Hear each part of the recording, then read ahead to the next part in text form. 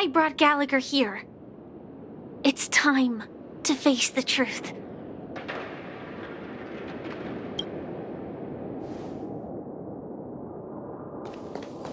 Huh. The atmosphere sure is livened up with all these people in here.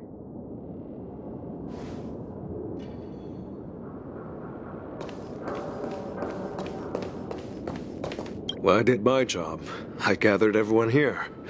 Gallagher will explain the rest to you. Take care.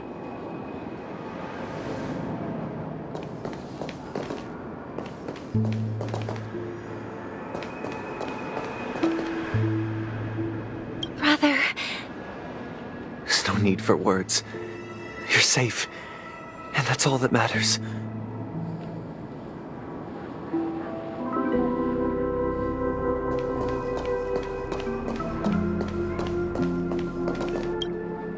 I promised to give the siblings some privacy, so let's talk about our business first.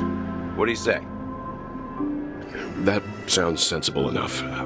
Since you went through the trouble of gathering the family head, the crew, and the Stellaron hunters, I'm guessing you have something important to say, Mr. Gallagher? Oh, is it that obvious? The look on your face is practically screaming, I'm the one behind all this. You're right, Mr. Yang. It is indeed time to come clean on everything. The siblings already know what they need to, and they've made their choice. But you, Nameless, arrived a bit late. So it's only fair that I answer your questions. Before we begin, let me reintroduce myself. I'm the founder of Dreamflux Reef, the deputy of the Watchmaker, and the one who sent out that invitation. As Gallagher, the history fictionologist, I humbly extend my greetings to you all. History fictionologist? So what, everything you told us was made up?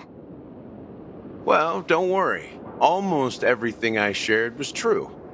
Well, except for the part about the family accepting me back.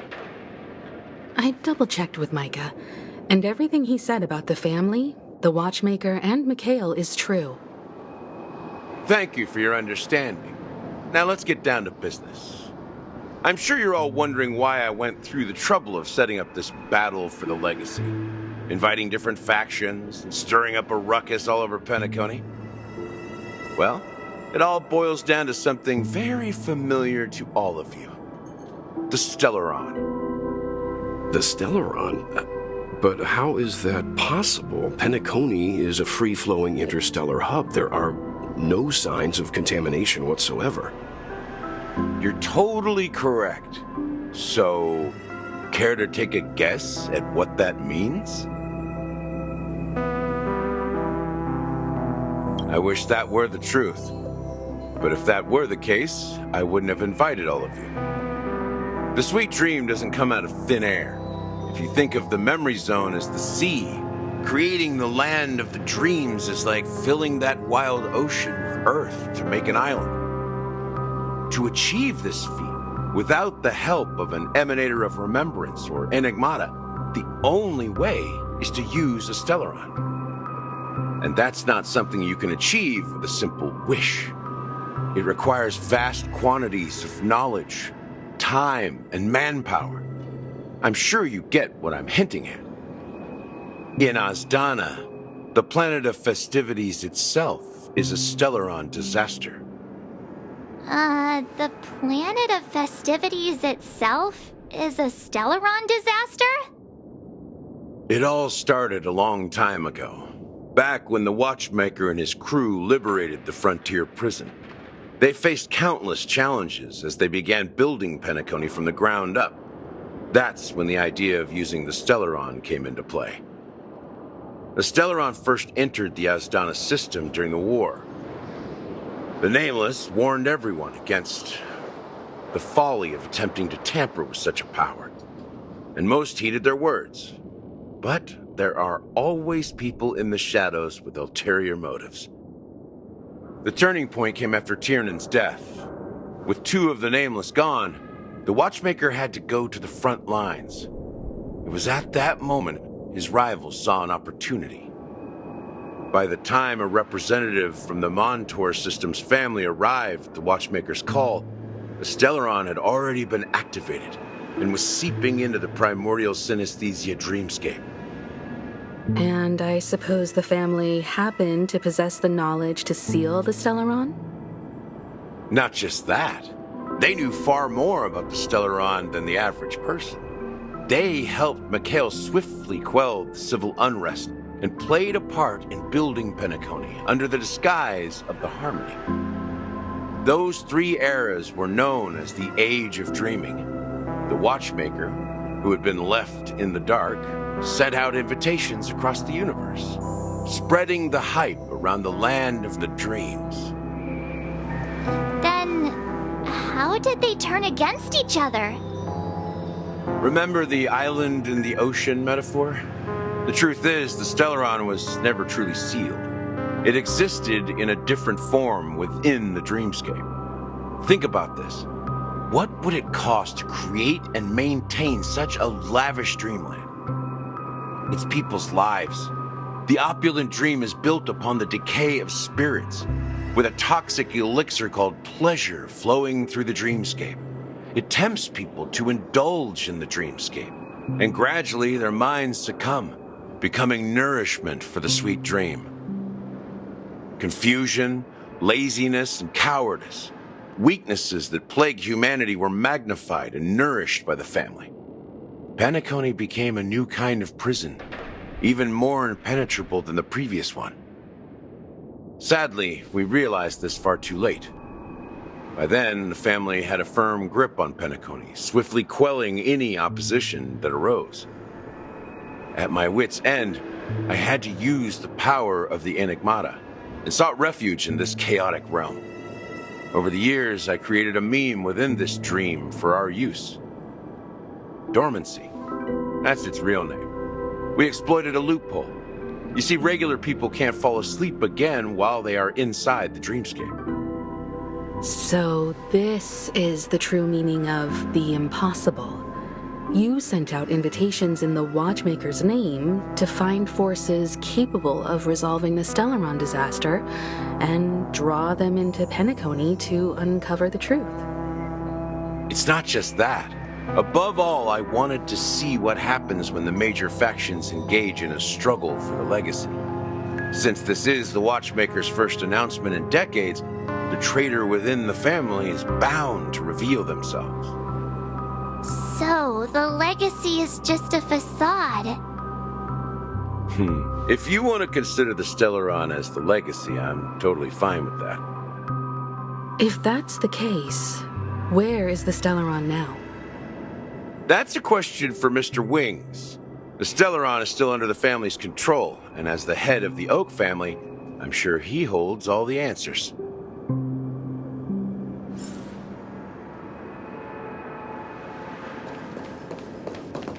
As I suspected, the core of this issue lies within the Stellaron. You all look quite serious. Is there anything I can do to help?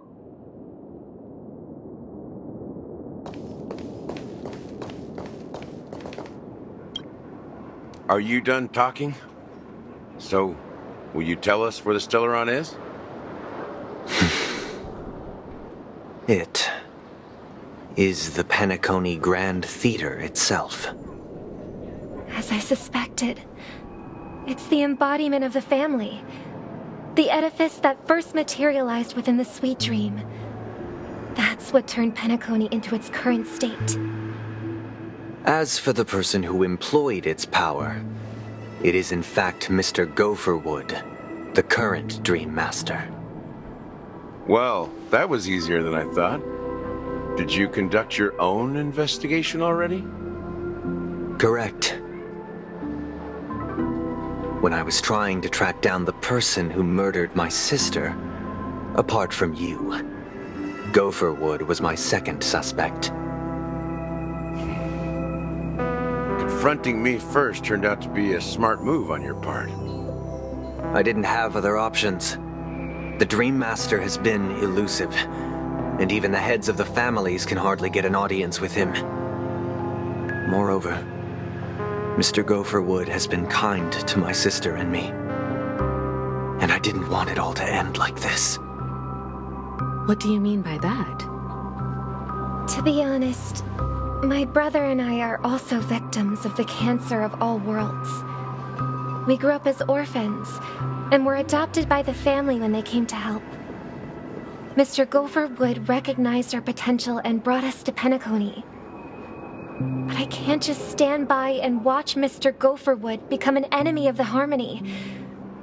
I won't use my voice to support an evil cause. I won't step on that stage and sing, no matter who the traitor is, or what orders they give me. I won't let the Charmony Festival become an event that destroys Harmony itself, or the paradise in our dreams. Indeed, for the paradise in our dreams. As the head of the Oak family, I'm responsible for ensuring Penacony's promising future. Robin and I will head into the Sweet Dream and confront the Dream Master. And if it turns out that the family has truly strayed from the Harmony, I'll fight alongside you. We'll put the Charmony Festival on hold and make sure Mr. Gopherwood pays for his blood debt. The enemies you are about to face aren't like this old dog here, who can barely even bark. Since our interests are aligned, why don't we team up? Maybe, just maybe, we'll have a shot at success. We have always been following in the footsteps of our nameless predecessors, and there's no reason to stop now. Yeah, we Nameless won't back down from a challenge. Isn't that right, Miss Trailblazer?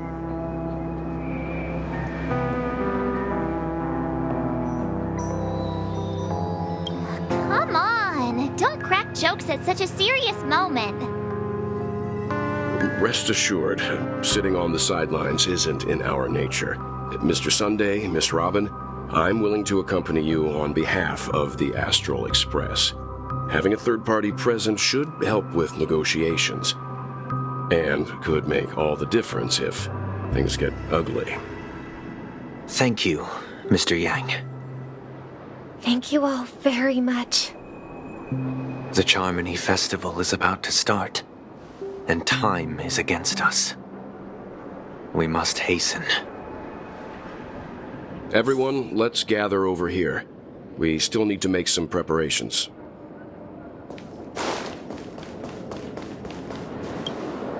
I may have been quick to step up to the plate, but confronting the Dream Master could be a very dangerous affair. Huh? Even you're saying that, Mr. Yang? How powerful is that Dream Master? He's the leader of the families of Penacony, and he has the entire power of the Harmony behind him, not to mention the Stellaron in his possession. We must proceed with great caution. Maybe you can just stay behind this time, Mr. Yang? No, that won't do. Even if we count Robin as an ally, something felt off about Mr. Sunday just now. Although, I can't quite put my finger on it. I have to make sure he won't turn against us when things start to get dicey. You're still carrying the keepsake the IPC envoy gave you, right? May I borrow it for a moment? Huh.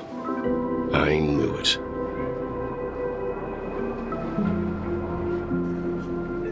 As I suspected, this chip Aventurine gave to you is actually a miniature transmitter.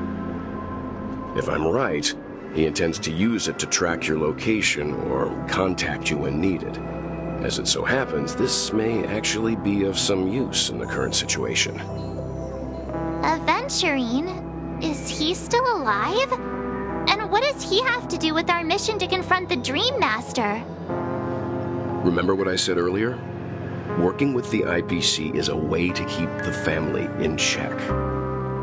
If negotiations go south and the family show their true colors by going after the Stellaron, I'll use this transmitter to send a message to the IPC. It'll be just the opportunity the IPC ambassador was hoping for. The only question mark in all of this is Aventurine's current status. But the IPC is always listening, especially senior strategic investment department heads like him. Getting the message across shouldn't be a problem. Good luck to you, Welt. Well, you take care too. If anything goes wrong, don't worry about me. Just make sure to seal the Stellaron. Spoken like a true hero. Even if the Dream Master is innocent, the family's corruption runs deep. I won't make the same mistake Mikhail did. Let's wish him the best of luck. Don't you have something else to tell us, Gallagher? Why would you say so? Before we departed, the conductor asked us to inquire about the 3 nameless in Penacony. We've already collected intel about Rosalina and Tiernan, so the only one left is Legwork. If I'm not mistaken, we've already met him somewhere, haven't we? It's not enough to say meet, but the answer is pretty obvious. After all, I've hinted at it in quite an evident way. I've been watching over you ever since I received the reply from the Astral Express. And I've seen the great effort you all put into linking different realms together across the cosmos. And now, after getting this far all in one piece, you have truly proven yourselves. Miss Himiko, were you the one who repaired the Express and got it sailing through the cosmos again? Yes. And you two, young Nameless, you have very interesting life stories and extraordinary skills.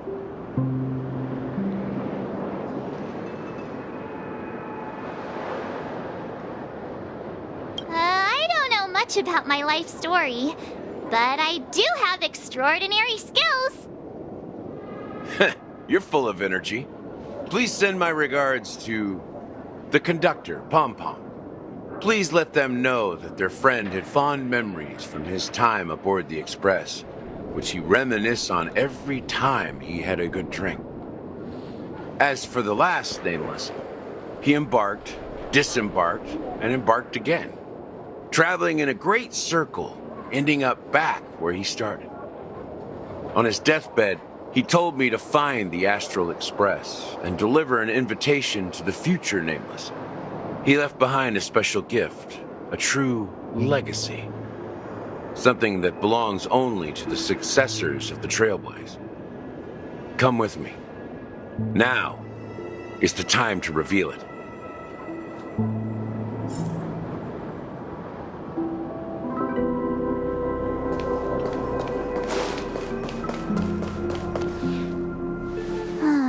Back here again. Sometimes I feel like you're still alive, old friend. Like you've still got so much to say and do. I've kept my promise, brought the future Trailblazers you've waited so long for. I don't know why you were so obsessed with that train, but I remember your last words. Don't let us down, old man.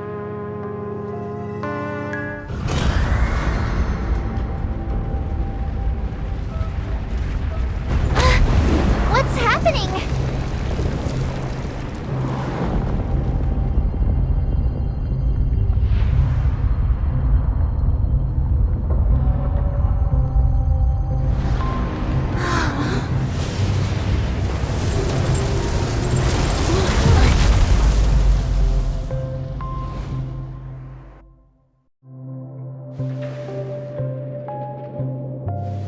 Go ahead.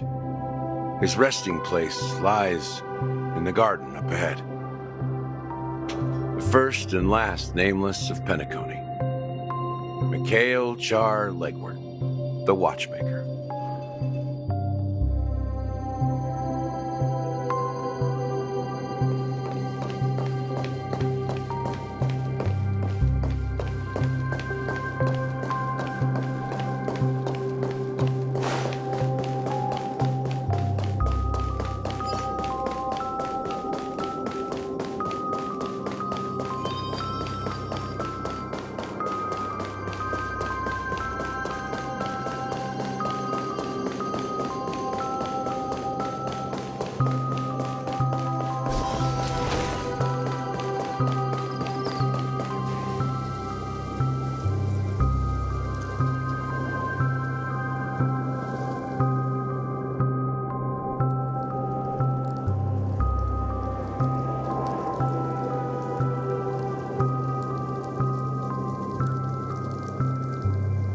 Sure enough, the watchmaker is the third nameless.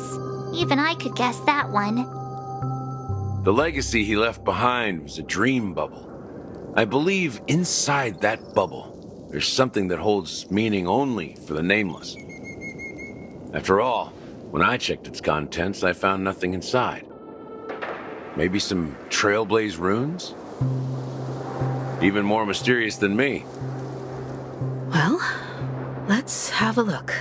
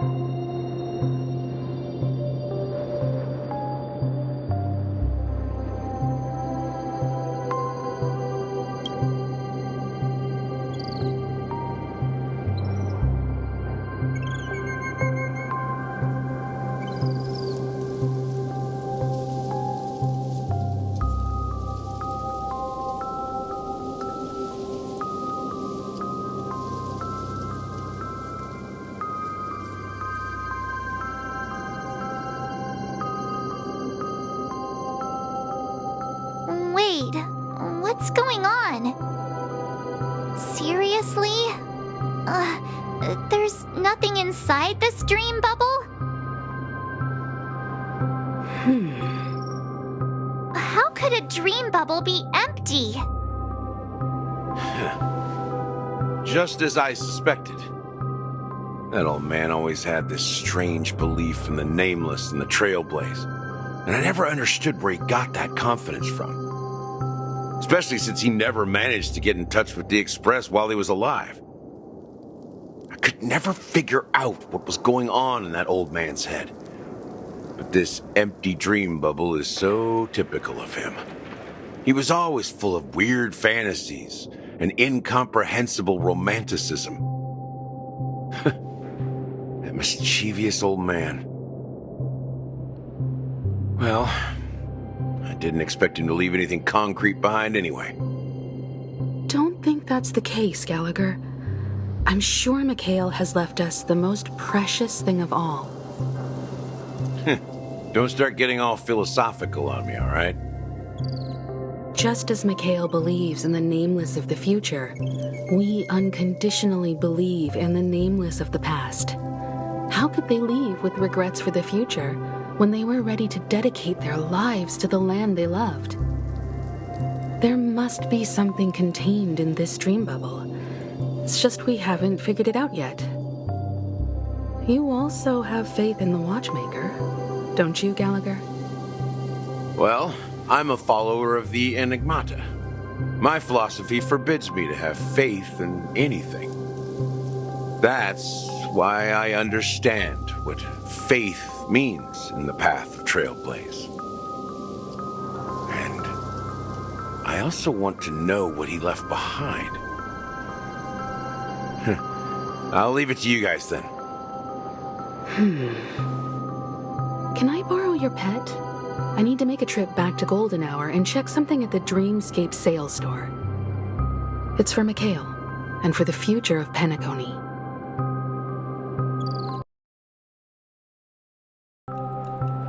Welcome to the Reverie Hotel. How may I help you? Greetings. We're the Nameless from the Astral Express, and we'd like to check in. The Astral Express? But I thought... Yes, my companion's already checked in. My name is Dan Hung, and I believe my personal information is recorded in your system. I see, but your companion said you wouldn't be coming due to a change of plans. Now the plans have changed again. And you are... Me? I'm Pong Pong. A new nameless who's also with the Astral Express. He's my fellow Trailblazer. We responded to the family's invitation before he boarded the Express, so he wasn't registered in your system. Is it possible to accommodate him as well? Oh, I see. Another one of the Nameless had a similar situation. Seems like a lot of people are joining the Trailblaze these days. Since there's a precedent, it shouldn't be a problem. Just give me a second to contact your companions. I'm sorry, dear guests, but it seems I'm unable to reach the other members of the Astral Express. What do you mean by unable to reach them? My apologies. This is the first time I've encountered a situation like this. However, the system indicates that those guests are still in the dreamscape. How about this? Give me their room number, and we'll go check on them ourselves. I'm afraid that's not possible. I need to verify both of your identities before I can share any guest information. How about you just wake up someone? Let's say, Welt? I'm sorry, but there are strict rules regarding forced awakening. It cannot be done without the proper clearance. So nothing works, huh? What's your solution then? Are you saying we sleep here? At the reception? Please be patient. We need to contact your companions in order to confirm your identities. And now it seems you need to confirm our identities before you can contact our companions. It seems so. Oh, fudge! Look, nothing personal, but if you can't handle this, go find someone else who can, okay? Please calm down, dear guests. I do recall that Mr. Sunday, the Oak family head, personally handled this issue earlier. Oh, please wait a moment while I contact him. I don't think she's trying to give us a hard time. She really just doesn't know what to do. I have a bad feeling about this. You tried to contact them on the Express earlier, but they didn't respond. Something doesn't seem right. I need to leave for a moment. You can stay here with the receptionist. Sure thing. Just don't keep me waiting forever. Don seems pretty worried about his companions. I should give him some space. Stressing out about it won't help anything.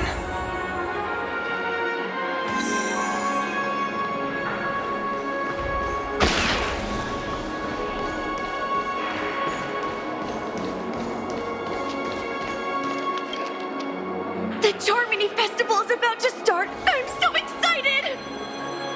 Hey! You guys here for the Charmony Festival too?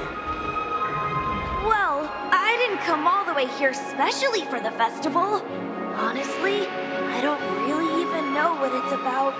But I heard it's a lot of fun! Well, back in my homeworld, Anaria, we have festivals like that all the time.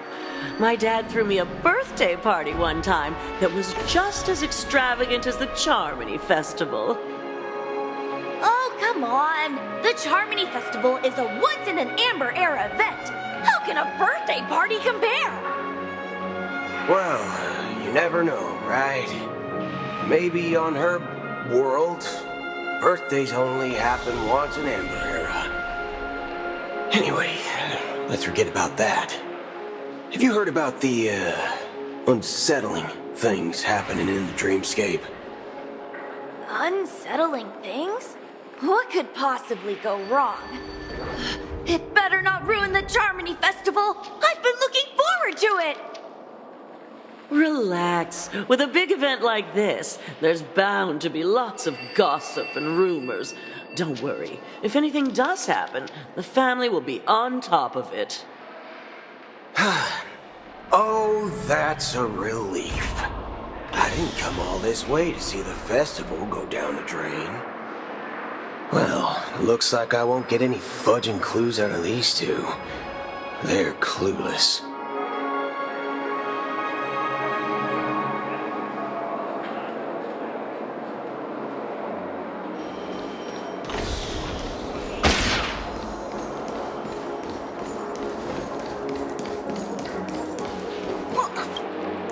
Greetings. I'm Cody of the Bloodhound family, head of security for the hotel. How may I assist you? Hello. So, there's something I wanted to ask about. I've been hearing some unsettling rumors about certain incidents that might affect the Charmony Festival. Do you think there's anything to be worried about? I've traveled all the way from the Hayaii Federation, and I don't want my trip to be ruined. What do you mean? Wait, you haven't heard? I'm not sure where you heard those rumors, but they're completely baseless. I can assure you, as a representative of the Bloodhound family, that everything is going smoothly for the Charmony Festival. At present, all of the families are focused on making sure the festival starts on time. Even the Dream Master himself has arrived. So don't worry, your trip won't be in vain. That's a relief to hear. She doesn't appear to be acting. So, it seems that even the hotel staff are out of the loop. Back already? Hasn't she returned yet? Nope. I'm starting to wonder if sending her to Contact Sunday was a good idea. Neither the staff nor the guests seem to know anything about what's happening in the dreamscape, and wherever we go, all we see is people enjoying themselves. Definitely not a good sign. I agree. Another unusual thing is that the Oak family is supposed to be in charge of organizing the council and managing everything inside and outside the dreamscape. However, I walked around the hotel but didn't meet a single member of the Oak family on such an important day. Well, I'll be forked. If I remember correctly, the head of the Oak family is that Sunday guy, right? We shouldn't linger here too long. Let's go back to the Express for now. Not so fast.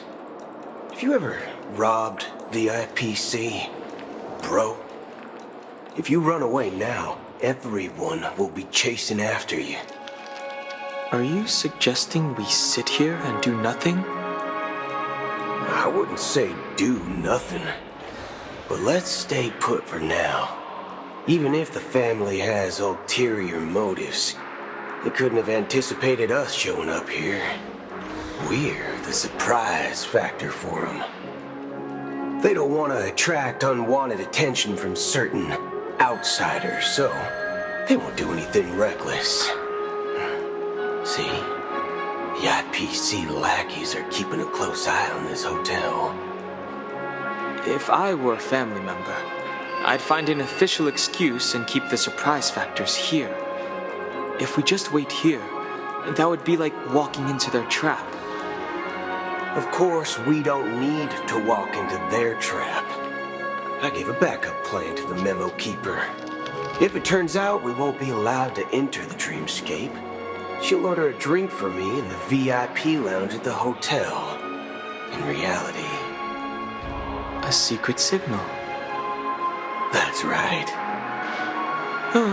A concrete object can indeed help the memo keeper establish a connection with you.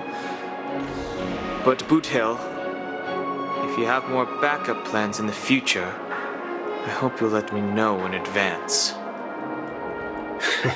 I'm sorry, but it's one of my quirks. I have too many unreliable friends. And if I reveal that I have backup plans, things can go awry. And that would leave all backup plans completely useless. How do we get into the VIP lounge? This is where my street smarts come into play.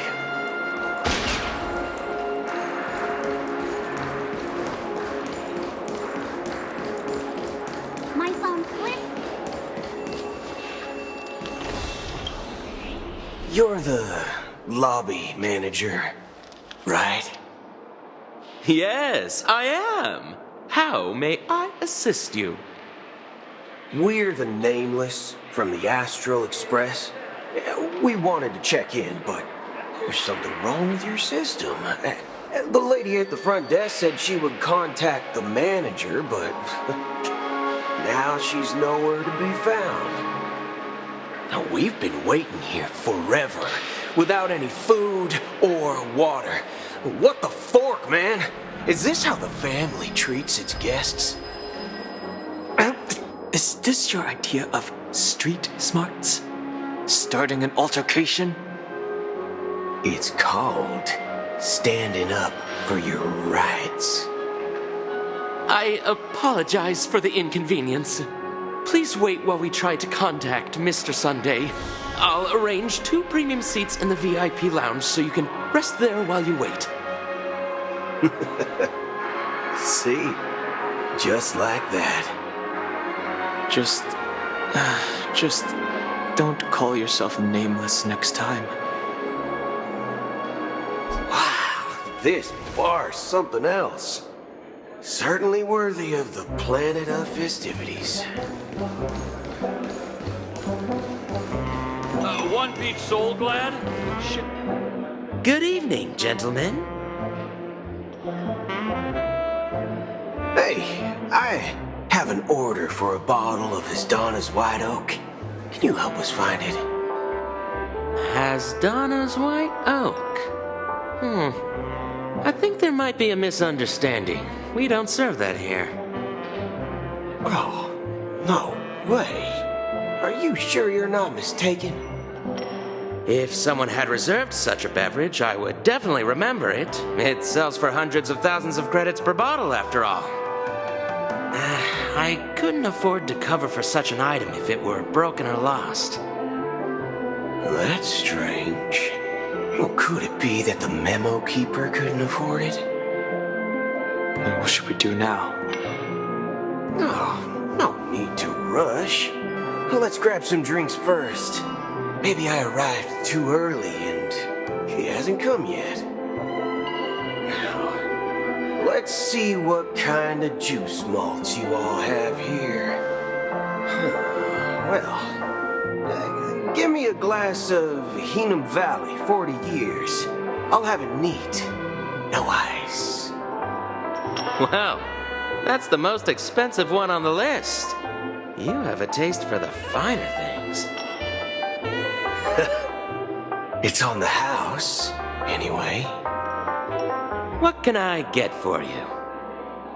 Anything you recommend is fine.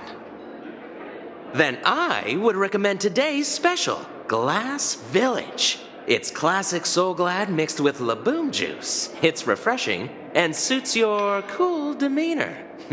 Just 1 minute.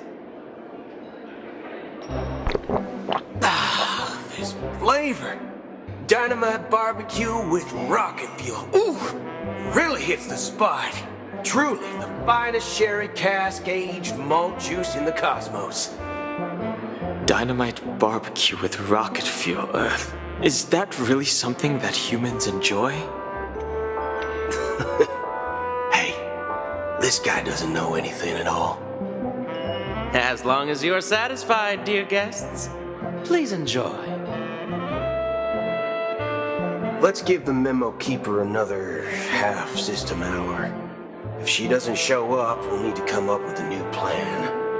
In the meantime, let's take stock of the situation. What do you think? The situation is unclear. Something must have happened on the planet of festivities, but the public is unaware of it. Someone in a position of power within the family must be covering it up. It's unusual for the followers of the Harmony to invite other factions, let alone the IPC and the Masked Fools. If what you said about the Emanator of the Nihility is true, the situation in Penacony is a little complicated, to say the least. Actually, there's something else I'm concerned about. Regarding Acheron. As you know, the faction that follows the path of the hunt are some of the most dangerous folks in the cosmos to mess with. I mean, who in the right mind would impersonate the Xianzhou Alliance or the Galaxy Rangers? It's like asking for a death wish. Isn't there a saying among the Xianzhou people that the Rainbow Sect lets their Lux arrow do all the beating? Talking. Do all the talking. Well, you know what I mean. Even though the Galaxy Rangers have been out of sight for years, we've been keeping an eye on this region. Even the dumbest criminals know better than to mess with the Annihilation Gang, much less the Rangers. But that Acheron lady, she doesn't seem like a lunatic at all. On the contrary, she's highly logical and organized. She knows exactly when to hold back and when to strike without mercy. And you believe that someone like her would have an ulterior motive for impersonating a Galaxy Ranger? I'm not entirely sure, but I do have my suspicions. Maybe she knows a Galaxy Ranger, or perhaps she's trying to lure us out for some reason, which I can't figure out. Anyway, what worries me more are the anomalies within the family. They've summoned followers from various paths for the festival. No matter how generous such a gesture is, this move seems highly unusual. Unless the invitations weren't sent by them. If that's the case, it's even more intriguing that the family insists on organizing the Charmony Festival, despite the chaos. Maybe it's Shipei the Harmony pulling the strings. You find it beyond human understanding because it wasn't arranged by humans at all. People do stupid things out of irrational impulses. They abandon their principles when self-interest is involved. They believe in things they know they shouldn't, and fudge, they even break their own rules. But Eons don't. They stick to their determined path and never turn back, even if they reach a dead end. You think Shipei's will is behind all this? It may not necessarily be Shipei. There's definitely some higher entity involved. I know it may sound pessimistic, but if human free will were reliable, why would we even need Galaxy Rangers? It's much simpler when you boil it down to the eons and paths. Like how Lon always follows the path of the hunt, or how the Express stays true to the Trailblaze despite Akavili's disappearance. But in my opinion, Akavili's fall holds significance for the Nameless. Oh, so you're saying the Nameless now have to take responsibility for their own choices because their absolutely right leader is gone? Exactly. I believe the purpose of the journey isn't just about following a path that's always considered absolutely right. It's more about doing your best to choose the right path for yourself among countless possibilities, even with limited insight and judgment. I don't know what you've been through, but I agree that people must take responsibility for their choices, because no one else can do it for them. That's why the Galaxy Rangers need to uncover the imposter and figure out her true intentions. Just in case, I have a backup plan if the Memo Keeper doesn't show up. This is my final backup plan. I promise. You sure have a lot of cards up your sleeve. Well, going back to my old career would make things a lot easier. By the way, when you were walking around the hotel, did you happen to see any important-looking guests? What's your plan? It's simple. We just grab some hostages and use them as bargaining chips with the family. Or maybe we can even take their identities. No need for that. We'll return to the Express now. Wait. Are you getting scared? Draw your weapon. Let's make a big scene. Are you leaving, esteemed guests? Would you like to cancel that Asdana's White Oak you just ordered? Huh? Asdana's White Oak? But didn't you just say... Ha ha! Looks like you are a bit intoxicated, esteemed guests. You ordered a bottle of Asdana's White Oak just a moment ago. Looks like your memo keeper friend has finally arrived. Oh, right. Sorry, my memory's not the best. You know, too many modifications and all. Anyway, let me check. Well, fork me. It says Donna's White Oak, all right. And there's a note. I'll be waiting for you on the Astral Express. No mistake. That's her message to you. She knew the hotel wasn't safe, so she suggested we find another place. Well, looks like we took a detour, but now it's back to the Astral Express. So, what are we waiting for? Let's go.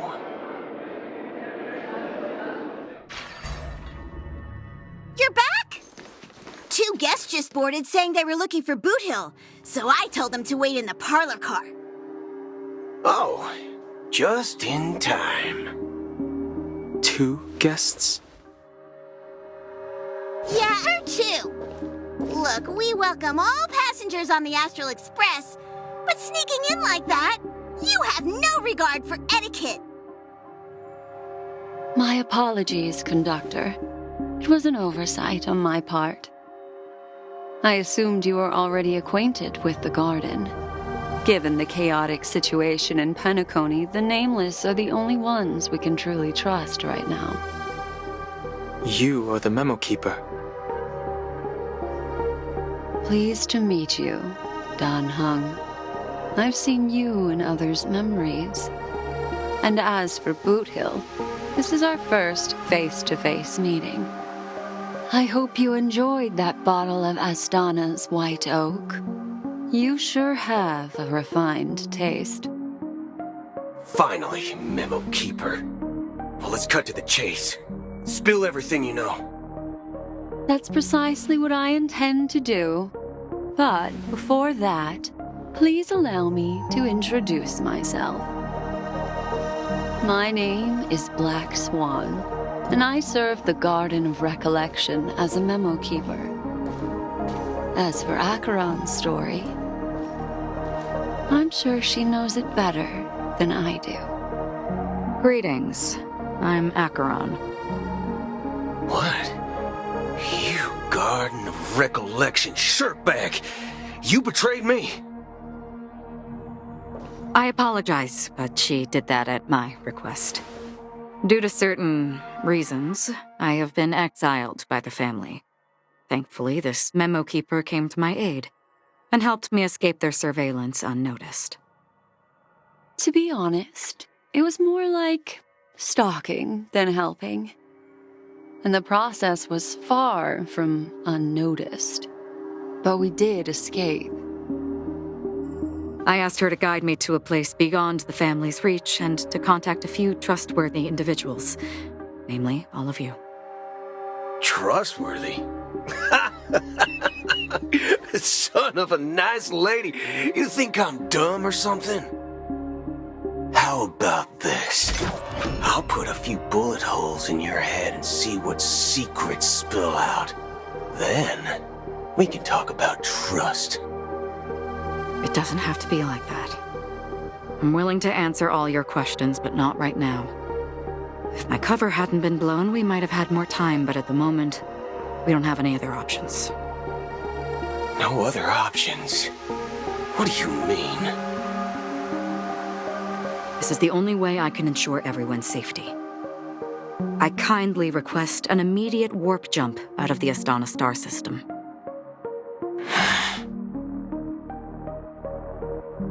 This passenger is requesting...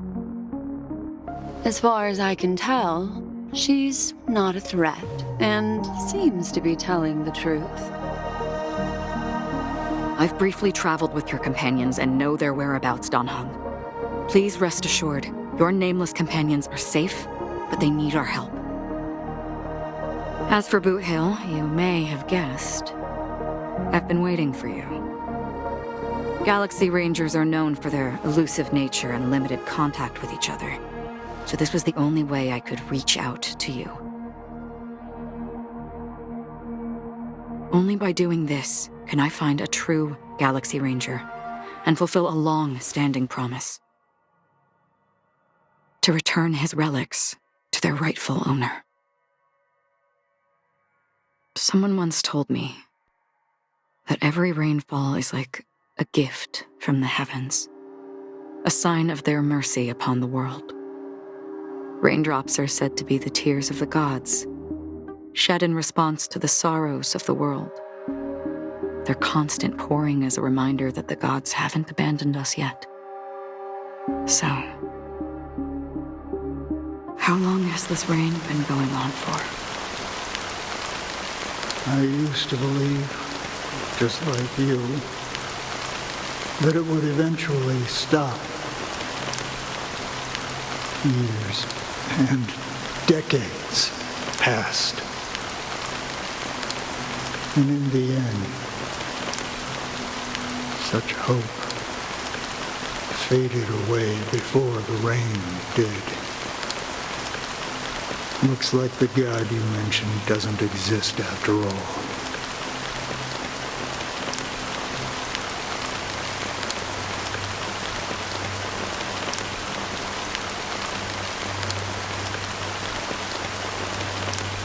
Well,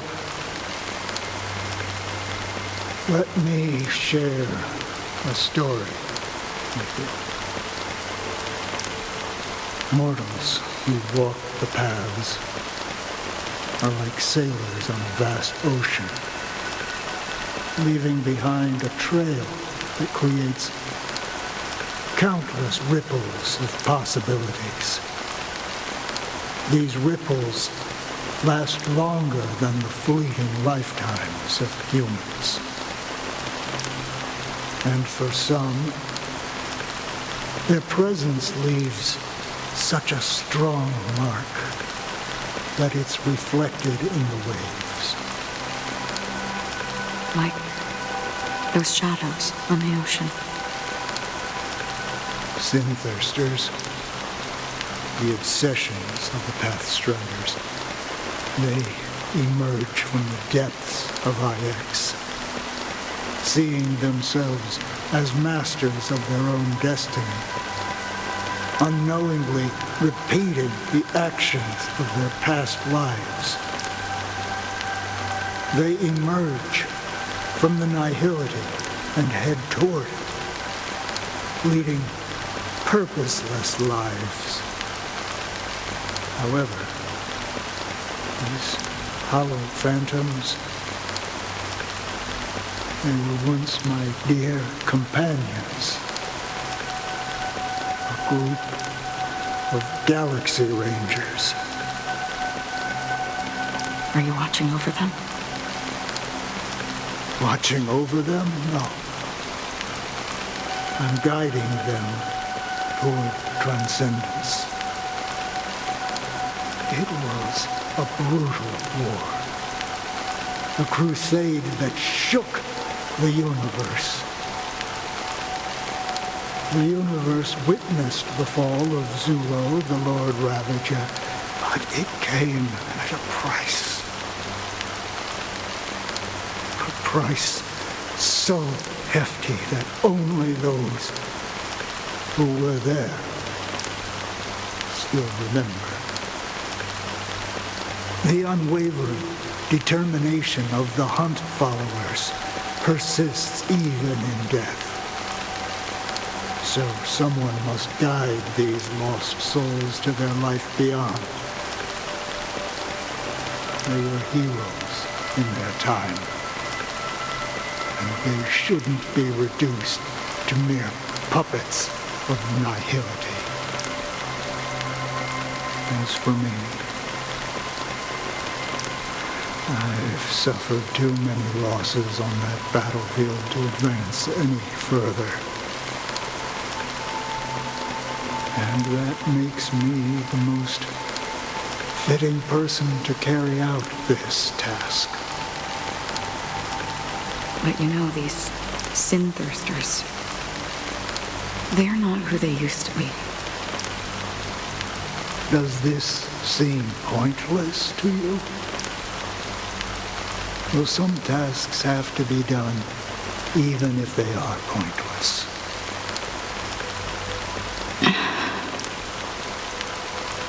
I can help you. For what? For the meaning of the nihility. That's what I've been seeking. I see. After all, this realm is off limits to ordinary souls, right? Thank you, stranger. I wish that you find what you seek. Before we part ways, I have one more question. It is true that their actions and even their entire lives may seem pointless from our perspective. But if, and it's just an if this is what the departed ones expected, should we try to change it? A good question, and a profound one. I don't know the answer. What I do know is that one day I too will pass away. And when I bid farewell to this world, someone will stand at my grave and place a bouquet of flowers on it.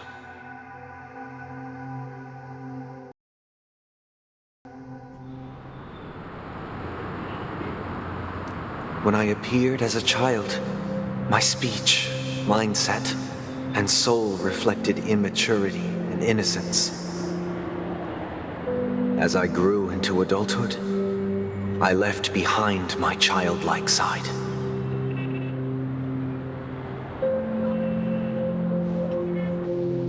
I humbly request your blessings, esteemed advocate of Shipe. Come to me, my kinship. I have sought their presence with us. As you wish. I have faithfully served the Alfalfa family for nearly a decade, promoting the path of the harmony to the best of my ability. However, I made a mistake yesterday. While I was preparing dinner for the family head, I accidentally dropped a prepared dish on the floor. Out of laziness, I lied and claimed that everything was ready. Although the head has dismissed me as punishment, it has been tough to sleep with the guilt still gnawing at me, as I worried that the seeds of evilness may have taken root in my soul. So, I confess to you now to seek atonement for my sins. Do you sincerely repent and vow to change your ways? Yes. Have you examined your soul and confessed all your sins? Oh, yes. Are you willing to accept the process of atonement? Yes. Very well. Show your dedication and goodwill to the family, and you shall be reinstated among them. Now, please, leave in peace. Oh, praise Shipe. And thank you, esteemed advocate. Next, please step forward. I wholeheartedly confess to you. Please, pardon my sins. Rest assured, I have implored their presence to be with us. As long as you are sincere, absolution will be granted. Oh, great. You know, I arrived in Penacony as a stowaway. I sold everything to get a ticket. My house, my land, and my 2 children. I see. Please, go on. My children were starving, and I hoped they'd have a chance at survival if they became slaves here. If I can strike it rich here, I'll lift them out of that situation and give them the life they deserve. But the Bloodhound family got wind of it. They're on my tail, hunting me down. I thought I could bring my kids here. It was all my fault. All my fault. The family is ready to forgive all sinners. I'll ask the Bloodhound family to cease their pursuit. You don't need to live in fear anymore. Oh, thank you. Thank you. I'll work my hardest to redeem my children and make them part of the family. Praise the harmony! Next, please step forward. Hey! Long time no see, Mr. Sunday. The most esteemed individual in Penacony, and the next leader of the Oak family, right? I have sought their presence with us. Let us proceed. Sure. Let's just get this over with. I have sinned. Please forgive me. I wasted half a pizza at breakfast and a bottle of Soul Glad. That's it. Nothing more. When we wrap this up, I've got a robo-ball game to catch, you know? Do you seek to atone for your sins through good deeds? My sins? Starting to sound like a saint, huh? Well, let me tell you something. Neither the family nor you have the right to judge me. You think nobody knows what your precious family has done? About the watchmaker? Huh? Don't kid yourself, Featherbrain. Those dream chasers might be fooled by your act, but don't fool yourself. Before you start spouting off your holy verses, answer me this. Where does the power of the Oak family come from? And your power? What makes you think you can sit there all high and mighty, looking down on everyone else? Well, I've spent enough time in confession today to enter the Harmony's paradise, right? Then I'll take my leave. Good luck with your election, and, don't make me regret my investments in you.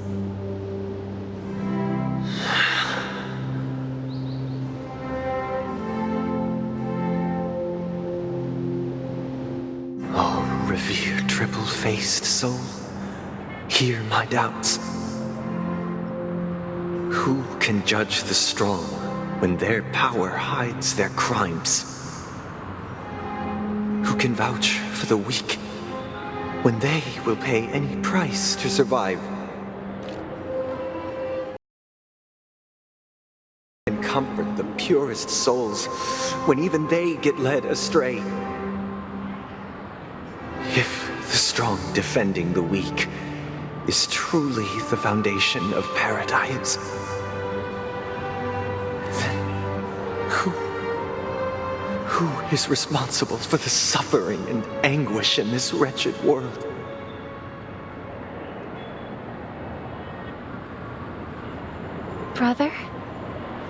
Brother? Brother, are you all right? I'm fine. I've been working long hours, and I just made a trip to Dreamflux Reef and back. So, I'm a bit out of sorts. But it'll all be over before we know it. You've been working non-stop on the Charmony Festival, Mr. Sunday, and no one could have predicted this incident. Even if the Stellaron does pose a grave threat, I still feel sorry for all the trouble we've caused you. No need to worry about troubling anyone. The Charmony Festival was meant to spread joy and harmony across the cosmos. But now that we know the truth, I'm afraid we'll have to cancel it. It has always been our wish to make everyone happy, so... we'll do our best to explain everything to the Dream Master. I'm sure he'll understand. Even if the negotiation does not go smoothly, I'll refuse to go on stage. Without the Chordmaster, the Harmonious Choir would not arrive, and the Charmony Festival would be just a grand performance, and nothing more. I'm relieved to see your determination. You know, since arriving in Penacony, we haven't had any contact with this Dream Master himself. I'd heard of the heads of the 5 major lineages, but the Dream Master is a mystery to me. The Dream Master rarely grants an audience, even for us.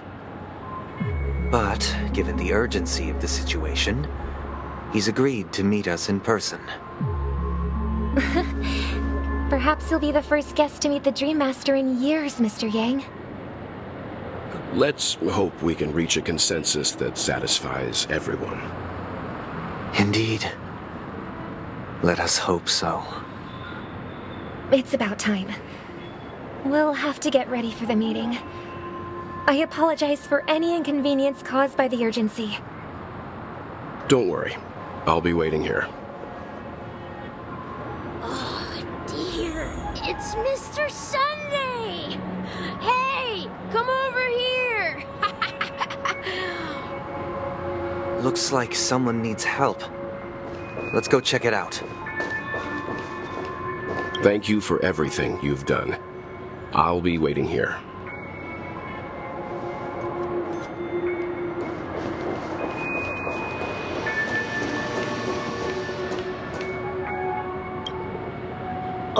Mr. Sunday. Hey there! Okay, see the moon in the sky? It's about the size of the cap on my Soul Glad bottle. If I just reached out my hand, I could grab the moon, couldn't I? The moon? You mean the Grand Theater? Yeah. Look at me. I've been away from home for too long. I must be missing that moon. But it's no big deal. The Grand Theater here looks much better than the moon back home. It's just magnificent. They told me not to sell everything I had just to come to Penacony. How short-sighted. Selling everything you had? Why would you go to such lengths? Why? Can't you see? Life back home is miserable. It's not really living at all. It's better to be here at Penacony. No pain, no worries about tomorrow, just sweet dreams. You can do whatever you want. That's what I call living. Yeah, now this is the life. Is this truly living? Huh? What did you say, young lady? I didn't quite catch that. Oh, it's nothing, sir. You see, the traffic on Glock's Avenue can be dangerous. How about I ask a Bloodhound family member to escort you to Ideen Park over there, so you can continue enjoying your sweet dream? Oh, yeah! Yeah, that's a great idea. Wow, no wonder you were the leader of this sweet dream. You're totally a lifesaver. See you around, Mr. Sunday, and it was nice chatting with you.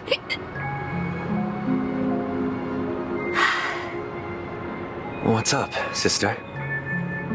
This is the land of the dreams. But why do they live like this?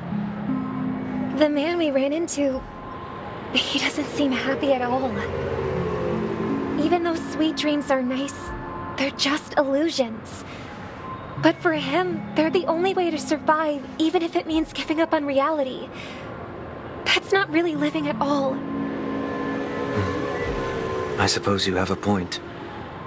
But, in my opinion, that's how most people live their lives. Why do you say that? You think that man is not actually living, but that's not quite accurate. Even without Penacony, people create their own illusions called self-value. People believe they have a predetermined value to fulfill. Gaining value means gaining power, and those deemed worthless are seen as the weak. However, value doesn't come out of thin air, and there's a limit to it. To accumulate value, people have to take from others. So, the weak get exploited and oppressed. Are you suggesting that this is not how things should be? Exactly. But, ironically, people don't think there's anything wrong with it, because they uphold the illusory notion of self-value, and even the weak believe in it. The survival of the fittest. That's where all the tragedies in the world come from. People come to the sweet dream in Penacony to escape from that reality and find solace. No tragedies exist here, only happiness, although in its nascent form.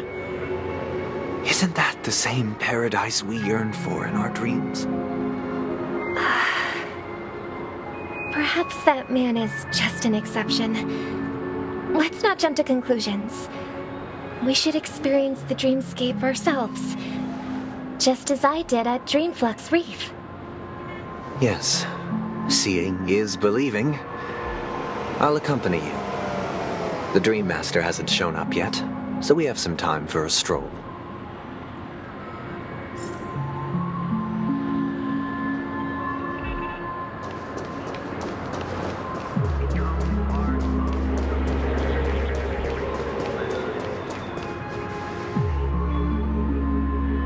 The show begins. Glad to meet you again, Robin. How are the preparations for the Charmony Festival coming along? We're all so excited about it. It's going smoothly. Thanks for making the trip to join the festival. You're too kind, Robin.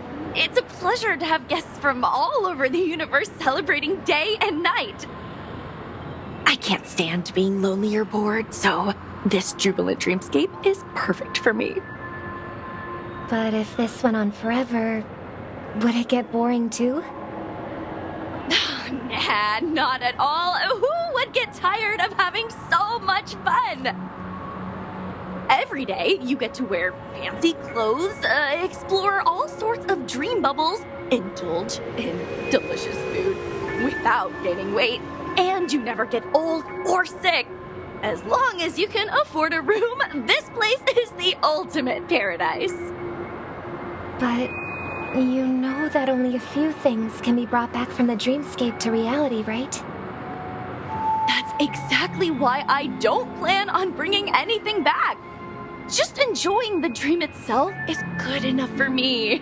I mean, I'm not one of those long-living species. I only have around 60 or 70 years in this lifetime, and there's so much to worry about. Being happy here is pure bliss. Only in this sweet dream can I truly feel like I'm in control of my life and fate. Who would want to go back to reality after experiencing this bliss? I see. I genuinely wish you all the happiness in the world. And I wish you a fantastic performance, Robin! I'm off to the Blue Hour for the ball. See you later.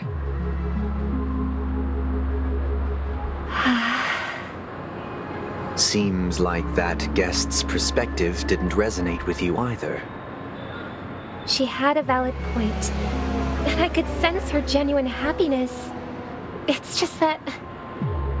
What you're trying to say is, she thinks she's in control of her life. But in reality, she's just escaping from reality and seeking solace in this sweet dream. Once she steps out of this sanctuary, everything will be lost. Well, she did make mention of being able to afford a room, didn't she? However, the paradise in our dreams, it doesn't have to end. No, and the paradise we yearn for shouldn't be just a fleeting dream either.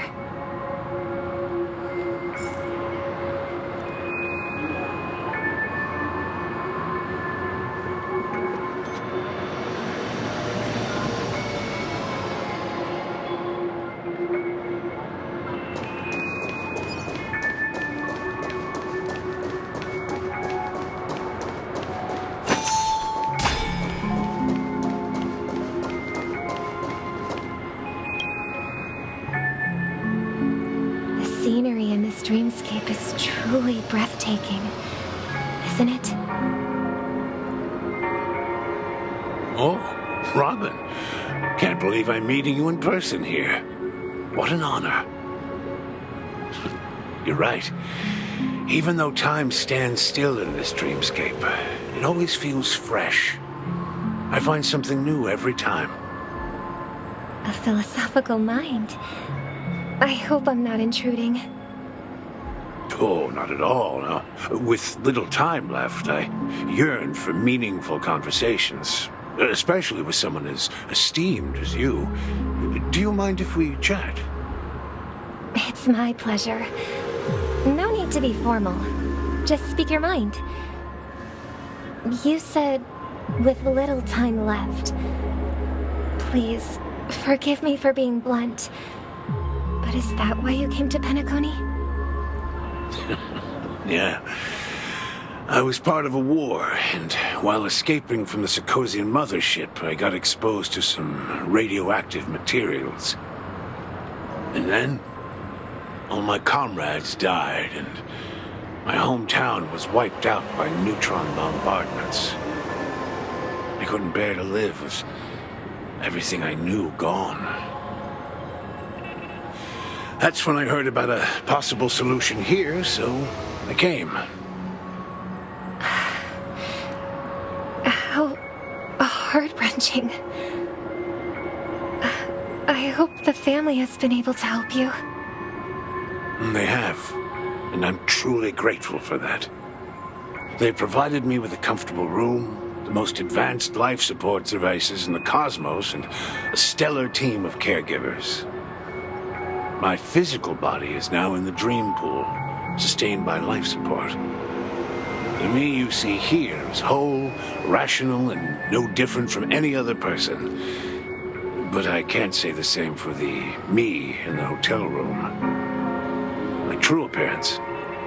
Well, I hope you never have to witness it, Robin. So, you'll be living forever in this dreamscape, right? Just being able to live at all is good enough for me. Whether it's in this dreamscape or not, well, I don't really have much say in the matter. My world has been torn apart, and my life could end any second. So, even if this whole place is an illusion, it's still my paradise, and I'll treasure every moment I spend here. How I envy those everlasting things. That old man's story. It's so tragic. Fortunately, this sweet dream gives him joyful memories to hold on to for the rest of his life. That's precisely why this sweet dream in Penacony exists. However, even the sweet dream has its limitations. While it provides solace to the disillusioned, it can't completely eliminate pain in reality. There will be a way out. Penacony is already on the right track.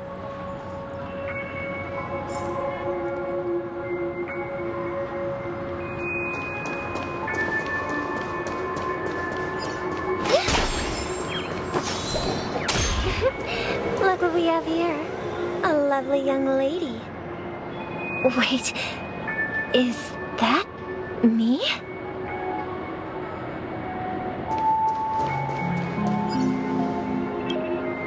Brother, what a surprise to see you again. Show yourself. Your trick won't work on us. I've heard that a skilled mass fool received an invitation too.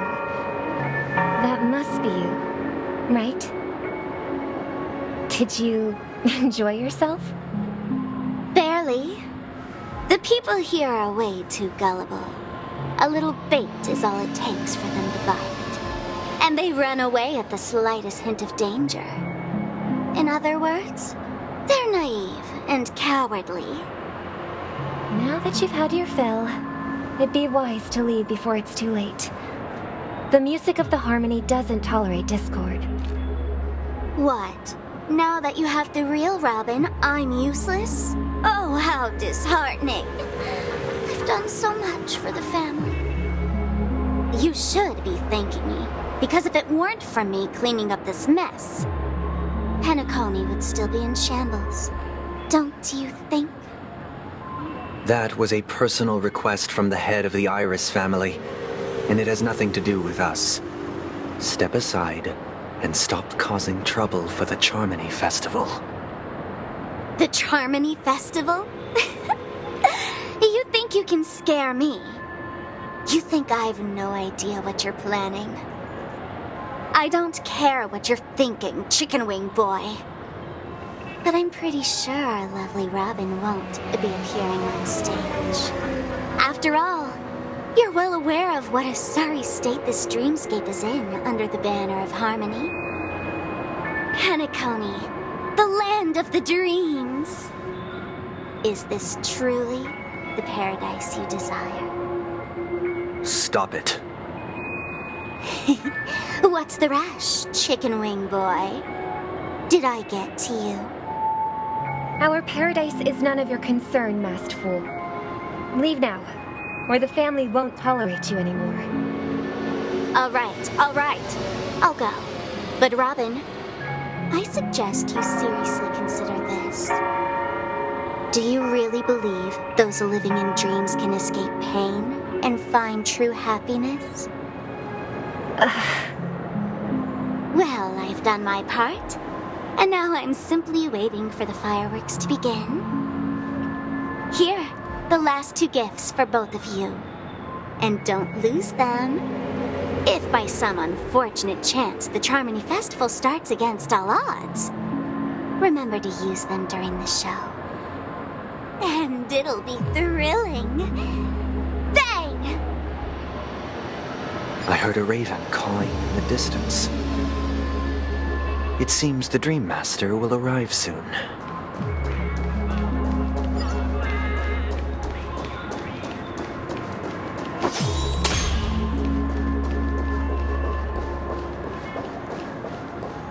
Let's wait here for the Dream Master to arrive. Okay.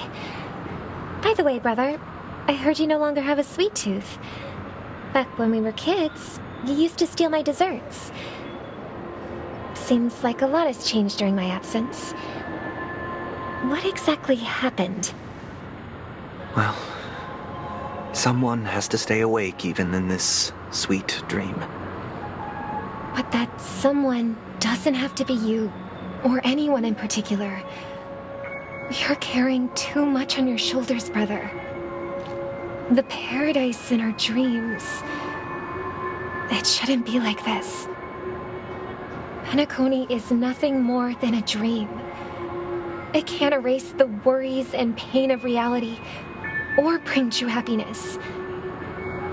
It only offers an escape from reality. Nothing more. Remember the old man we met earlier? Without this dream, he might have completely lost himself.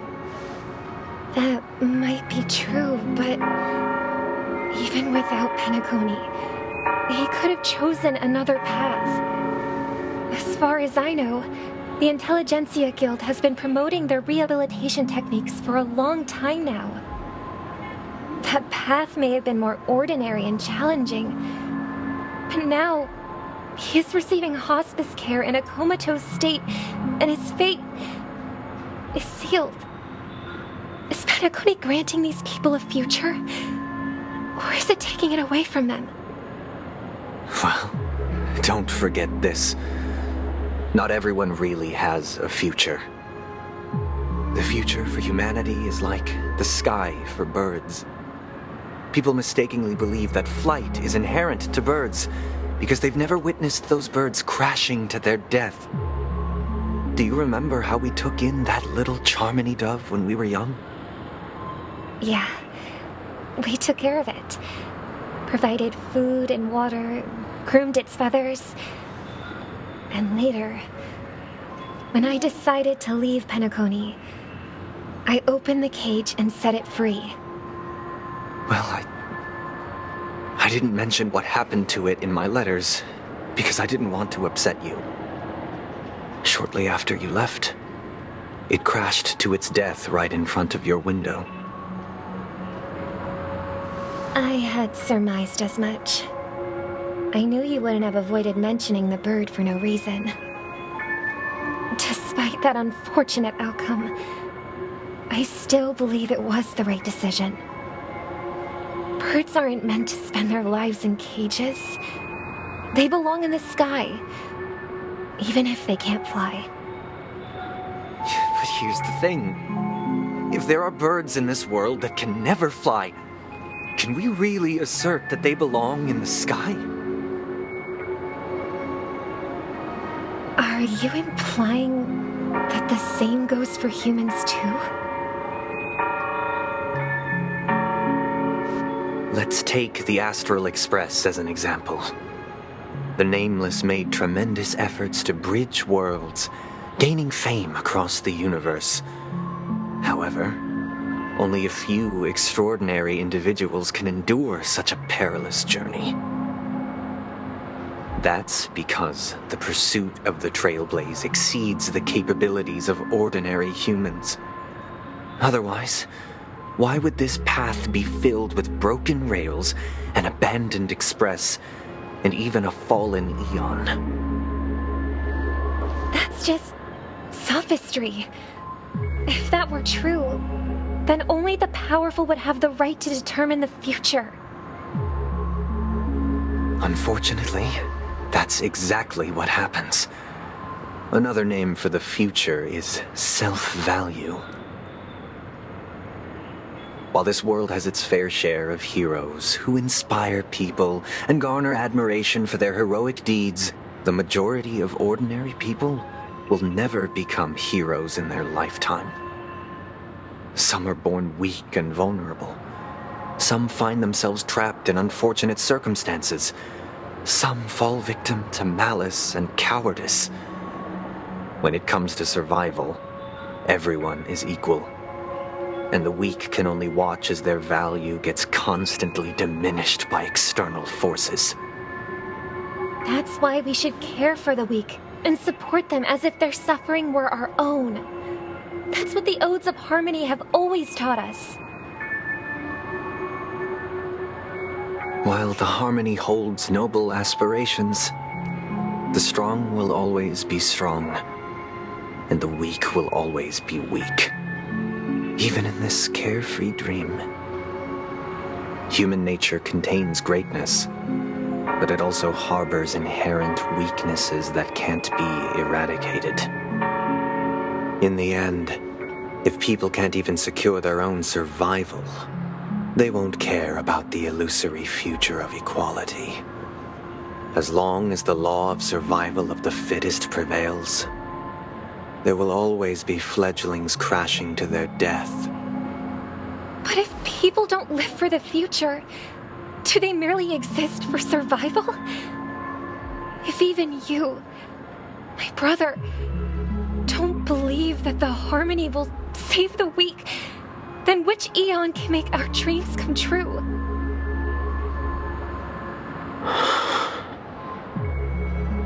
People often forget that when the first bird took flight, the entire world envisioned a future where no more fledglings would ever crash to their death. Are you reading, sister? What are you reading? Mr. Gopherwood gave me a picture book. It's about the story of the harmonic strings. If I could become a chord master, I'd like to summon Dominicus, the harmonious choir. I want to sing with everyone and spread our wishes so that all can feel happiness and joy.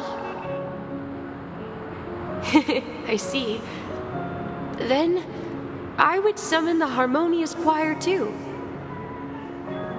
Don't you have a wish of your own, brother? Of course I do. It's just that it includes your wish and everyone else's.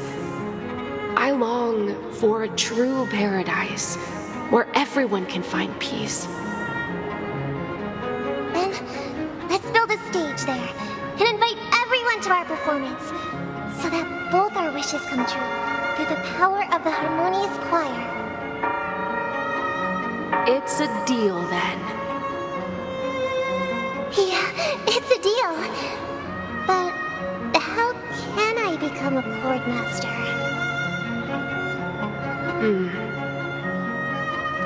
Maybe you will have to become a star first.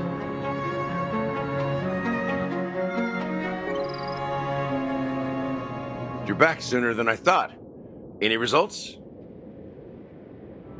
Yes. And now, it's up to us to forge ahead. Since he's already carried out his last wish, my final mission is complete. But pardon me if I sound curt. It's good to have determination. The path Mikhail left for you is not an easy one to tread. Why else would he have chosen to sleep in solitude, staking everything on some nameless in the future? But you have the numbers, and in numbers comes strength. So that might just delay your inevitable a little more.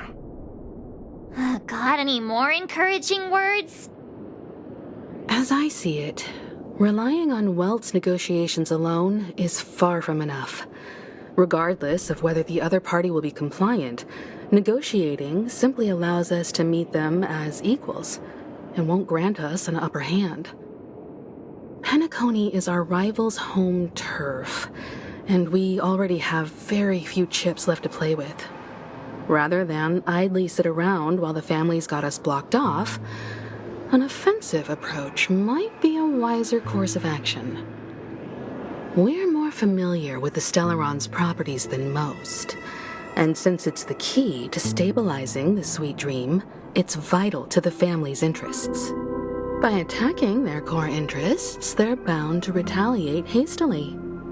And as the saying goes, haste makes waste. That's right. As long as we pose a threat to the Stellaron, either with words or otherwise, we have a chance at gaining the upper hand. But the problem is, on the eve of the Charmony Festival opening, how exactly are we going to get close to the theater?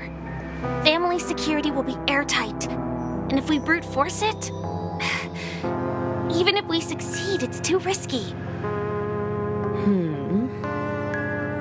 So, no one's gonna say anything? Then I'll raise my hand. I know the answer to this question.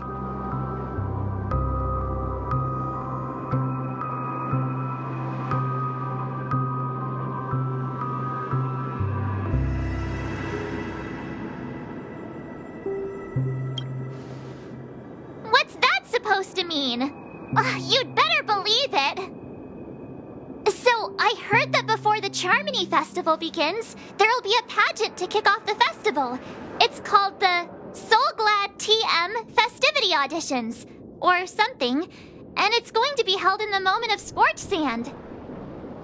As long as we clinch the top spot, we'll be able to attain the title of Festive Superstar, and be able to personally bask in the graces of Miss Robin. Not that that's important.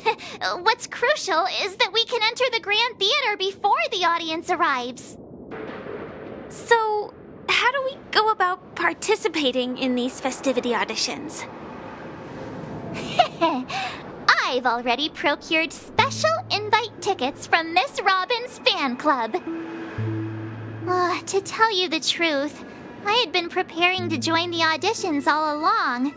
But now it looks like even if I scrape through, I probably still won't have the chance to shake Miss Robin's hand. So they're still running this thing, huh? It was originally just a publicity stunt, set up by Mikhail to drum up attention. But it looks like it might be worth a shot. We'll follow Marge's plan. Mr. Gallagher, will you be joining us? I'm afraid I won't have the time. As a virtual character, I've already completed my final mission. Whether Penacony can awaken from this dream is all down to you. Should we ever cross paths again? I'd love for you to visit the Express. All right.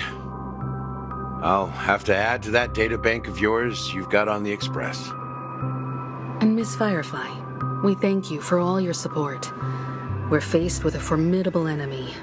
As long as the Astral Express and Stellaron Hunters' objectives are aligned, we're willing to cooperate with you.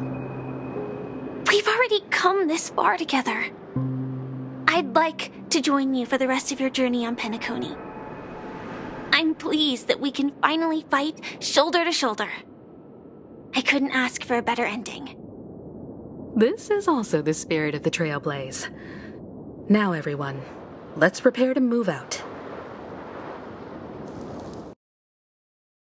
Ladies and gentlemen, welcome to Scorch Sand Hall. This is where challengers thrive and dream chasers shine, all under the watchful eye of the entire universe. If you have ambition, dreams, and the drive, dear friend, the next superstar of Penacony's Charmony Festival could be you. Oh, wow, they've really outdone themselves. Oh, I'm starting to get excited. Behold, here come 4 friends with spirit high and full of steel. Are you aspiring to be the superstars of the festival? Is he talking about us? Yes, you! There's no doubt about it. I see you have all the potential of a superstar in you. Excuse me, you 4. What are you hoping to get out of all this? As the last group of contestants, how confident are you in overcoming all of the challenges? Would you be open to a brief exclusive interview with us? It'll be quick. Your journey is long and fraught with peril, yet under a sky blanketed by banners, you vie for the crown. The sword and rose! Protect the beauty! The beauty! Magnificent and majestic! A knight's head is hard as steel. Brother Lance's focus is stubborn as a heel. We don't all have to be winners, but if we don't have fun, we'd all be sinners. People are pouring in. Kinda feels like all sorts of baddies are showing up. Let's get in there quickly and enter the competition. Ladies and gentlemen, please make way. Make way. Coming towards us now is one of Penacony's top 10 wealthiest tycoons and the soul-glad business empire's founder, Mr. Ideen.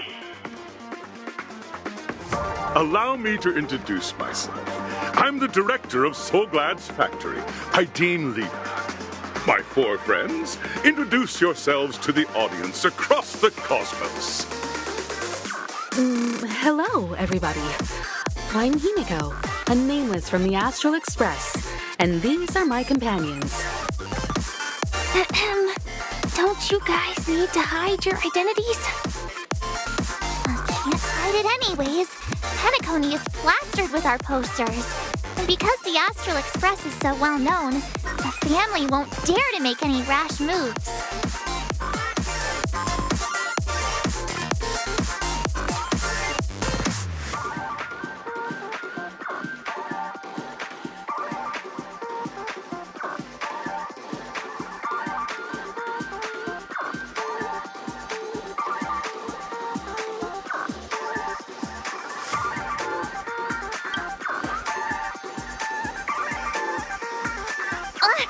Don't expose my net handle to everyone! Hello, everyone! I'm March 7th. I'm an ordinary girl who loves adventures. Hello, everyone. I'm Firefly. I am also an ordinary girl who enjoys adventures. So it's a bunch of nameless guests. This final face-off is bound to be spectacular. Time is precious. My four friends, come with me. Grab a bottle of Soulglad and make your dreams a blast.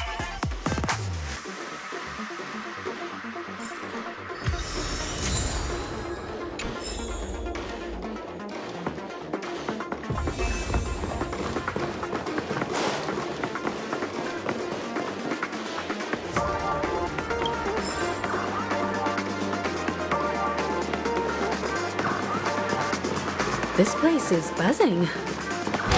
That's right. This venue is a miniature representation of that time known as the era filled with boundless possibilities. Grab a bottle of Soulglad and make your dreams a blast. Nameless, your arrival reminds me of the grand occasion when Penacony was first established. I was still a young, bright-eyed lad back then, lured here by the watchmaker's ads, full of zeal and ready to make my first fortune in life. Once, during a particularly grueling day, I passed out and was resuscitated by a drink from Mr. Sousa. That sweet taste has since been etched in my mind, and that was what drove me to create the Soulglad that we all know and love today. The dream-chasing era was truly a wondrous time. Oh, I miss those days, and the watchmaker. Scorched Sand Hall is my homage to that time of boundless possibilities. I wholeheartedly hope you make it to the finish and emerge as the next superstars of Penacony.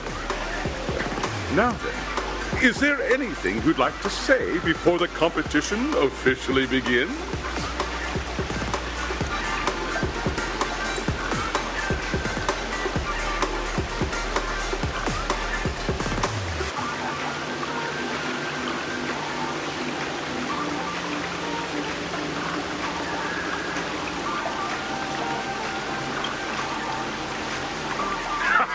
That's the trailblazing spirit.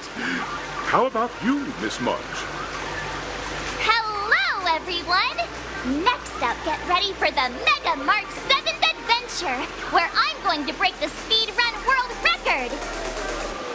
Trailblazing into the uncharted and challenging the limits. That's Miss March 7th for you. How about Miss Firefly? I hope that by the end of this journey, everyone will have achieved the outcome that they hoped for. Ah, a wonderful wish! Miss Himiko, what are you expecting from your team? Safety first, everyone. Simple words, but full of warmth. Waiting for you are 3 stages, each connected to that era. The first 2 stages offer 2 distinct paths to choose from, with unique challenges on each route. And in the last stage, you will face off against a champion who has defended the title to this very day. A beloved contender whose noble virtues are unrivaled. Those are the rules. Simple. Everyone clear? Now then, I hereby announce that the 33rd Scorched Sand Festival of the 20th season, sponsored by Soul Glad Enterprises, has started.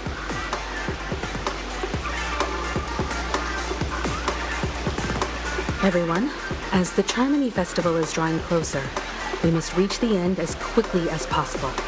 Factoring in efficiency and safety, splitting up into 2 groups is the best choice.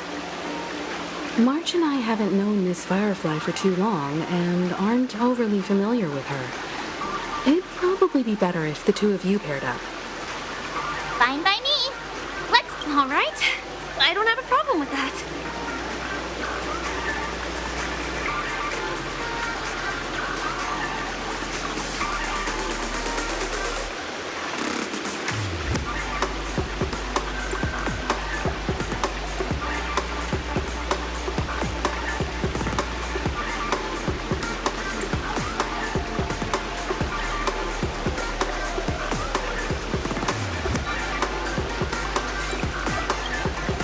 We'll split into the assigned groups then.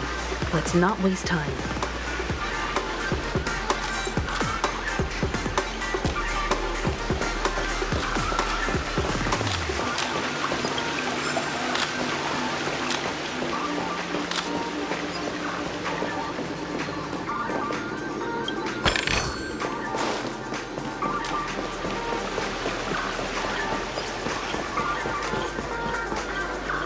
Welcome to the first stage of Soul Glad Enterprises' 33rd Scorched Sand Festival of the 20th season, Dream Play Fantasia. In this stage, you can choose between 2 challenges, the School of Acting or School of Action. In the School of Acting challenge, you have to complete 3 performances from 3 scripts and move the panel judges. In the School of Action challenge, you have to defeat 3 groups of enemies convincingly and reach the end. Now, make your choice.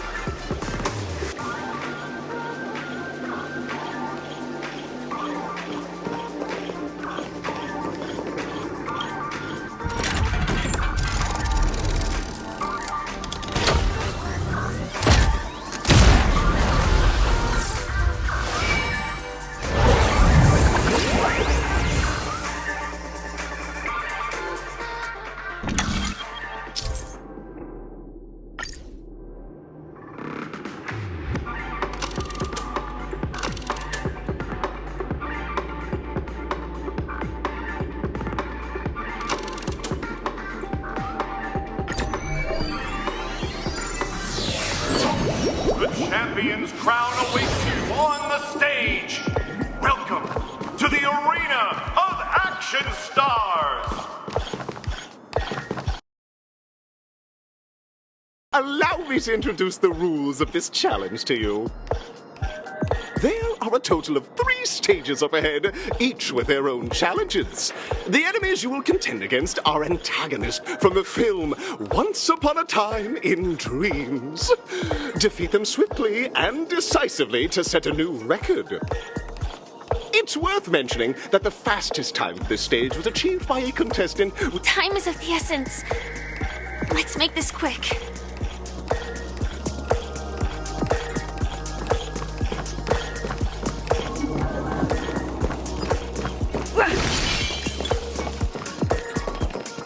Contestants, you are about to confront the monsters of the primordial dreamscape. During this period, Penacony was nothing but a barren wasteland. The dreamscape was fraught with strife and disorder, with memory zone memes running rampant. As dream chasers who've come to Penacony, defeating them is your first step towards success. All the Soul Glad is ours! Don't even think about plundering the the Soul Glad from us!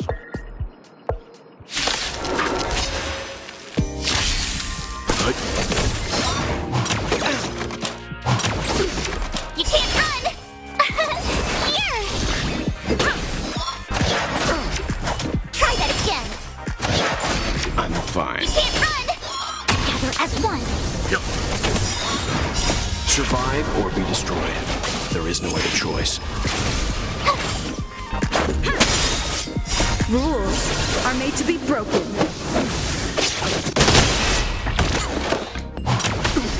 Try that again! Watch this awesome move!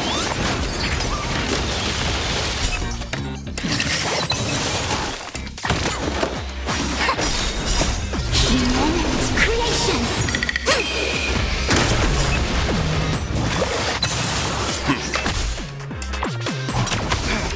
You can't run!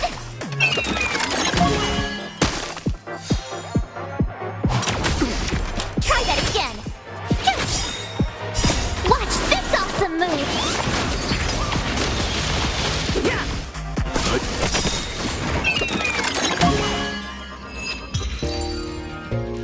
Soul Glad! My Soul Glad! Pretty simple. I just hope these tests don't take too long.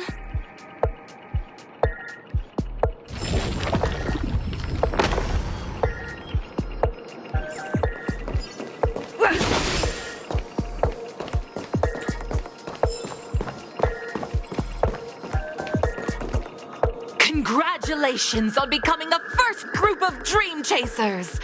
Answering the call from the Watchmaker, you are disappointed to learn that Penacony isn't paved with gold. Resigned to your current plight, you start from the hierarchical dredges, biding your time for a chance at success. Just as you're about to give up, a downpour sparks a business idea. You enter the umbrella business! But just as things are looking up, you encounter a competitor. Defeat them and emerge victorious from this trade war. Why is our opponent Soul Glad? Because this is Soul Glad Enterprises' 33rd festivity auditions of the 20th season! Isn't this just product placement? To safeguard the integrity of Soul Glad, I will soar high into the sky and become its shiniest star. Whoosh!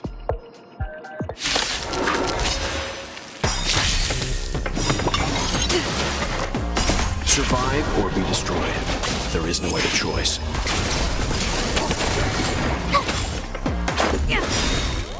Rules are made to be broken. Converge and awaken!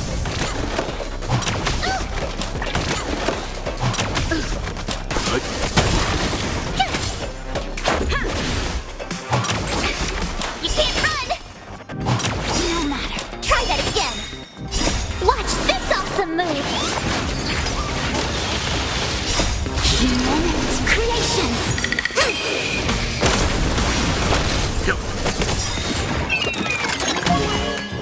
Survive or be destroyed. There is no other choice.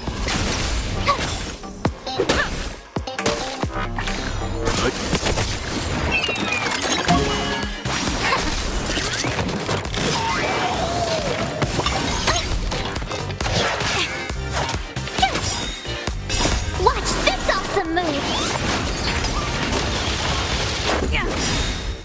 Rules are made to be broken. Survive or be destroyed. There is no other choice. Gather as one! Humans creations!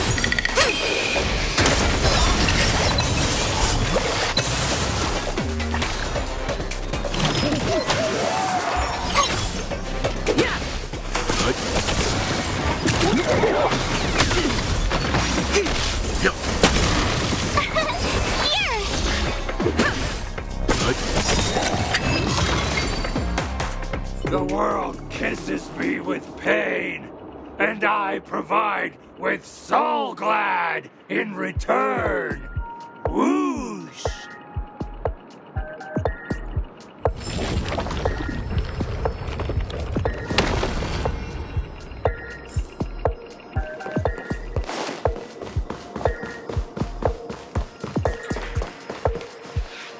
Congratulations to our 2 Dream Chasers for establishing yourselves as budding stars in Penacony.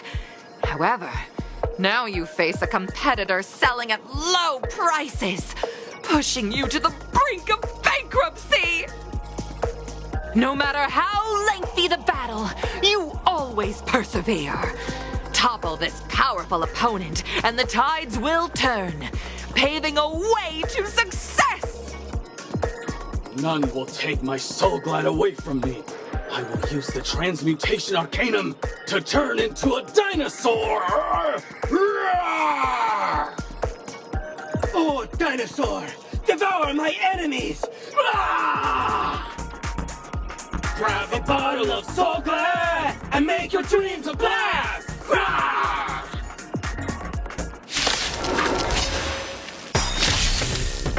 Survive or be destroyed. There is no other choice. Watch this awesome move!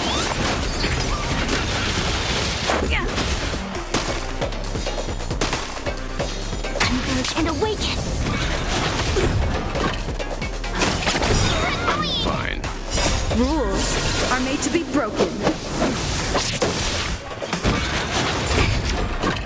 You can't run! Try that again! Human creations!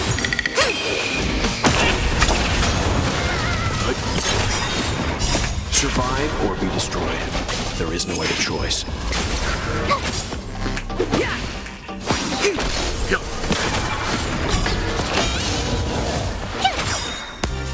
Watch this awesome move!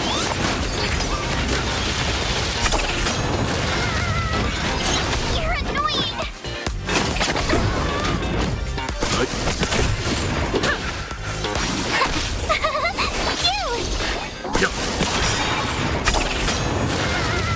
Survive or be destroyed. There is no other choice. You can't run! Together as one! Human creations!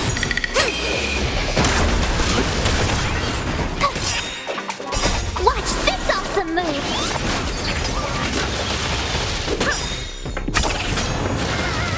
Rules are made to be broken. Survive or be destroyed. There is no other choice.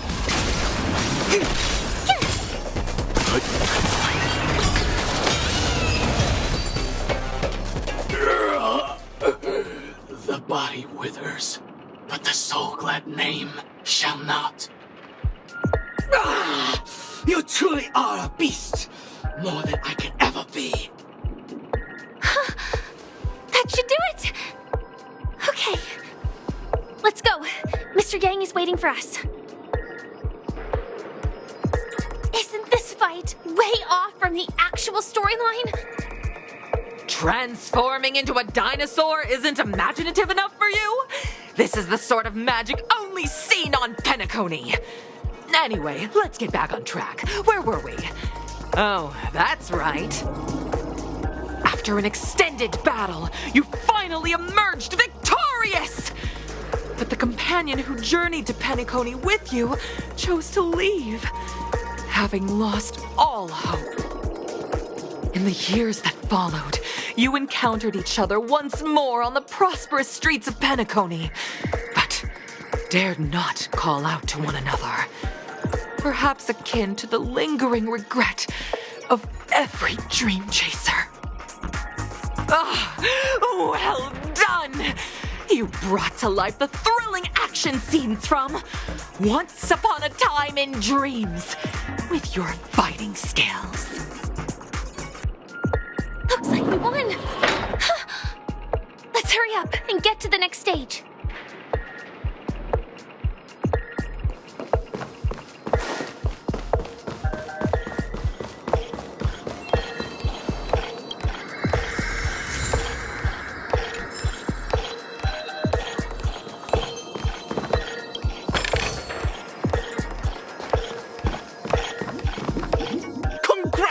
both of you for clearing the stage, but more importantly, are you having fun? Fun is more important than success. Look at the time! You finished much faster than that red-haired contestant did.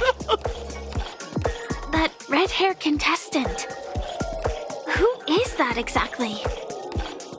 You'll find out eventually, but only if you clear the next test first.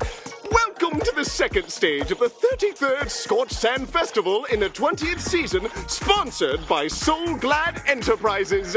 Gunfire time!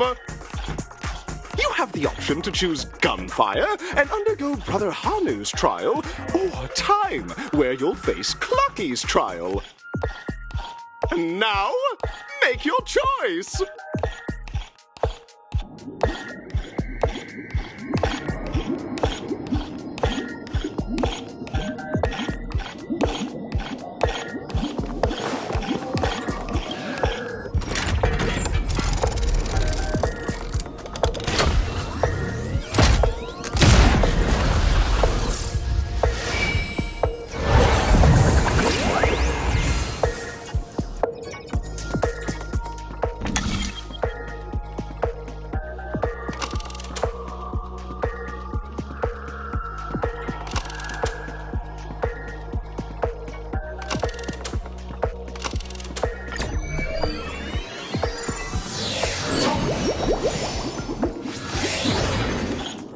Dear friends, welcome to the wonderful world created by the Watchmaker.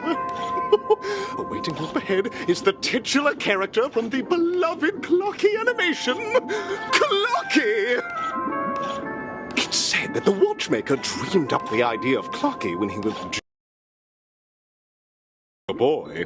Back then, he was merely an apprentice in a clock shop, and one night, he dreamt that all the broken clocks started sprouting arms and legs.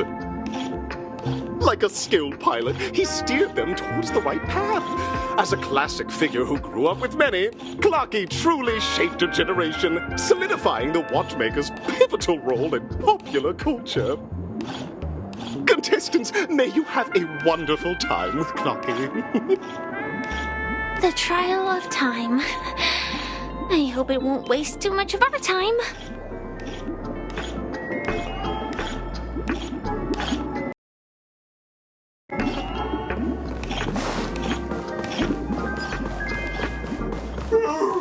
Am I just a failed experiment? That statue. Did it just speak? Am I just a failed experiment? I'm just an expendable failure of a clock, aren't I?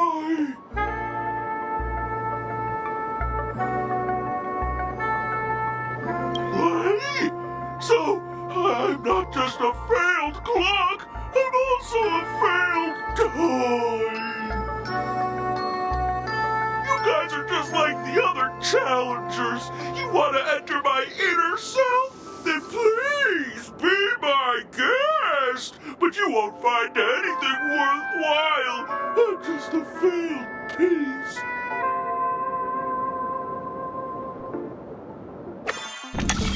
See? I'm just empty inside.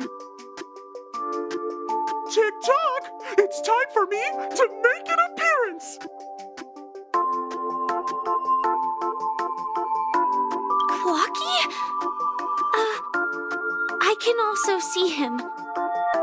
Is this character part of the show? In Dreamville, Clocky is everywhere and can do anything! Like, right now! I could solve this problem with your big ticker pal, Tick-tock! I can't believe it's actually Clocky! Why would you come and visit a failure of a clock like me for no reason? You see, we're all clocks. We're family. I want to help you be happy! Tell your pal Clocky what's troubling you. I came across across a startling revelation yesterday. Apparently, Dreamscape Ticker isn't the same as Clocky at all. It's just a discarded prototype from Clocky's early development. Please, just leave me be, Clocky. I just don't know how to face you, because I'm just a failure. Oh dear. Seeing it like this is utterly heart-wrenching. But fear not. We're here to help it rediscover the missing parts of its inner self and guide it out of despair.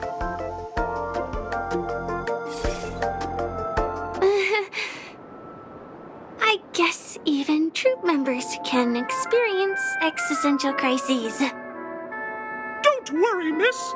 I've already pinpointed its missing parts. Over here, my friends. Better use that hamster ball knight speed.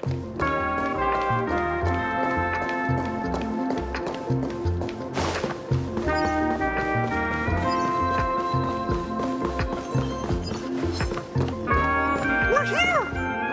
There's a missing part on the opposite side. But how do we get over there? There's also a dream side left here by a Dreamweaver. We're running out of time. We'll have to use it if necessary.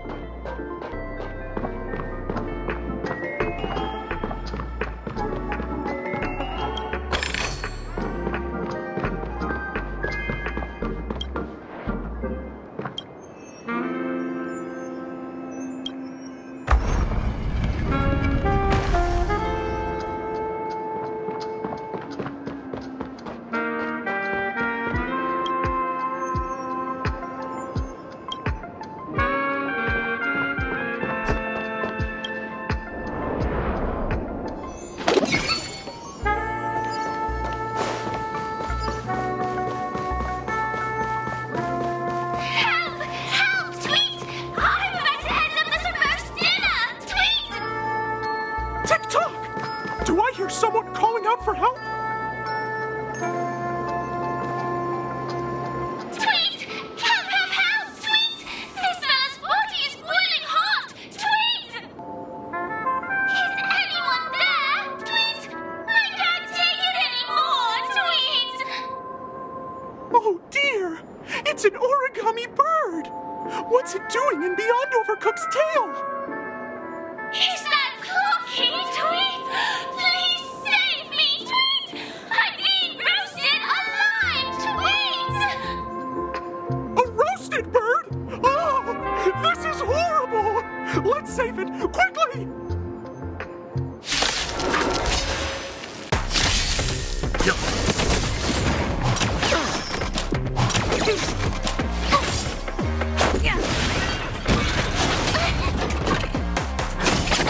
More than that. You can't run! Converge and awaken! Survive or be destroyed. There is no other choice. Watch this awesome move!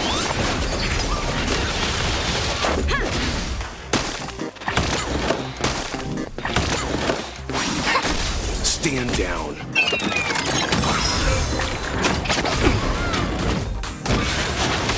I'm fine. No matter. Humans, creations!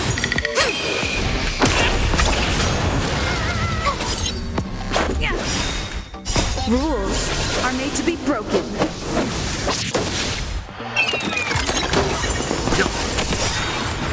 Survive or be destroyed. There is no other choice.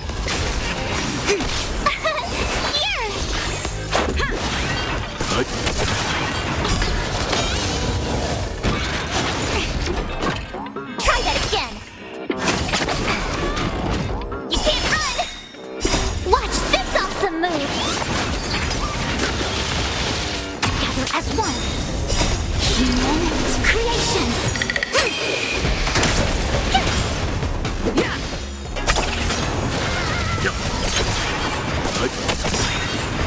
Survive or be destroyed. There is no other choice.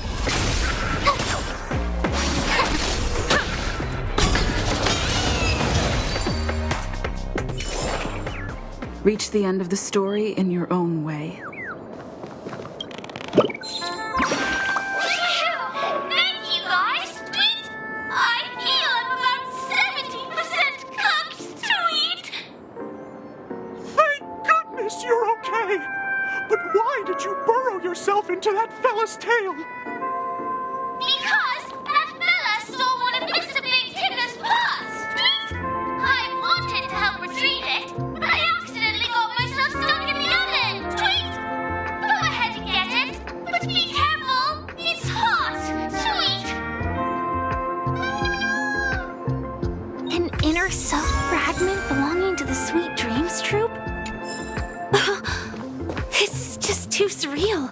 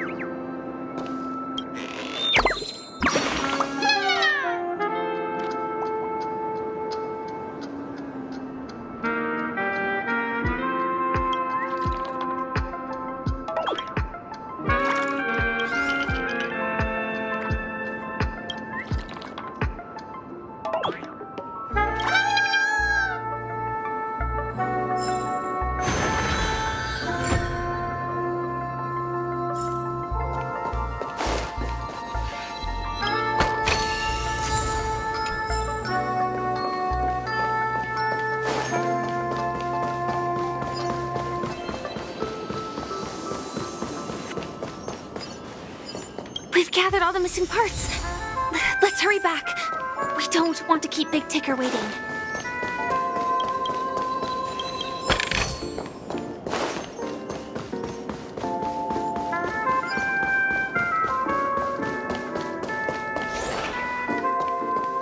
We're back! As long as you have these, you'll be able to find closure. Tick-tock! Wow! This sudden surge of joy! It's working! Tick-tock! Next, we just need to enter its emoscape, help connect its pathways, and we're done!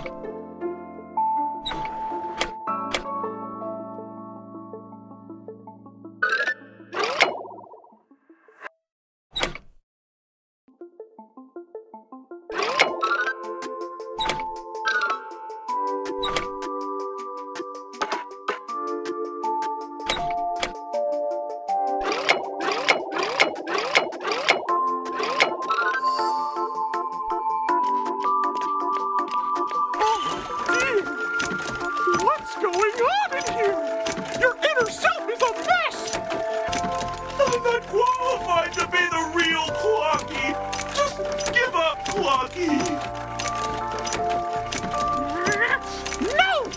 This is unacceptable! You have to face your fear!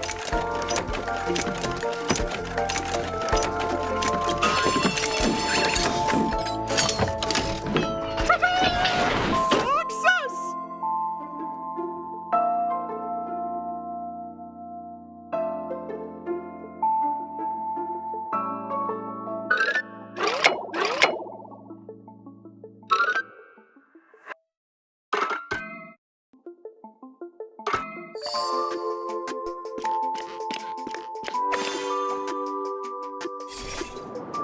Oh, thank you, Clocky. If not for you, I'd never be... No problem at all.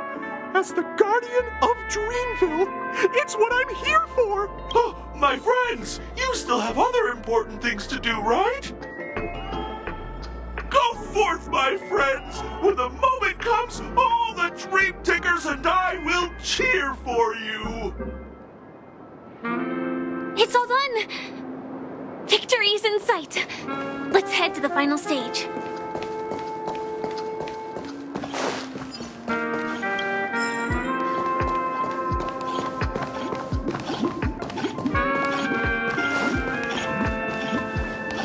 Congratulations to both of you! Oh, you've overcome all obstacles and proven yourselves. But, unfortunately, there is only one who can be Penacony's festive superstar. In the final stage, you will face the defending champion.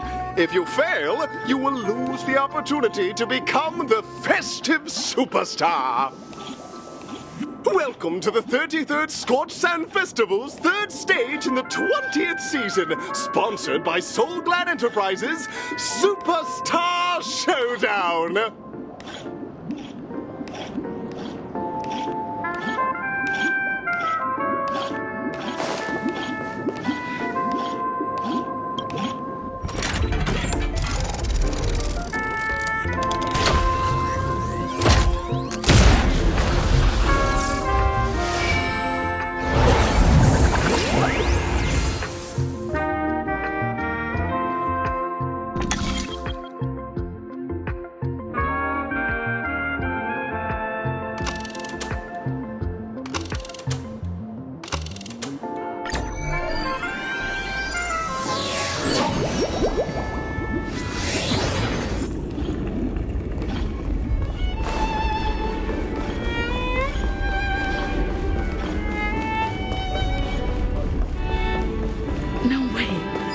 I just saw someone extraordinary.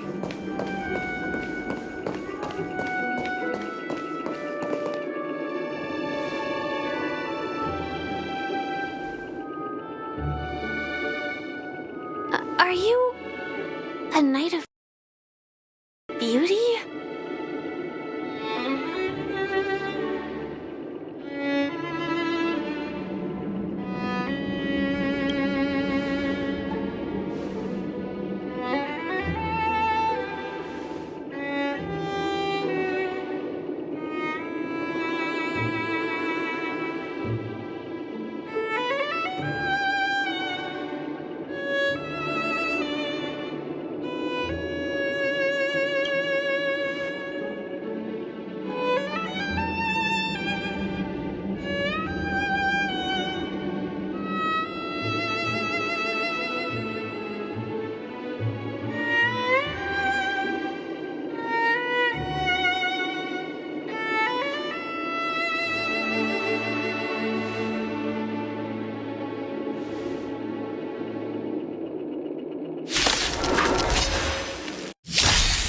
Bear witness to... Stay calm.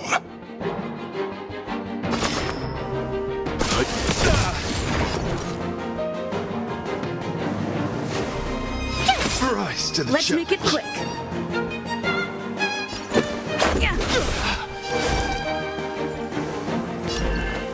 Converge and awaken. You are fighting a gentleman. Put forth all your might. You can't run! Let's begin.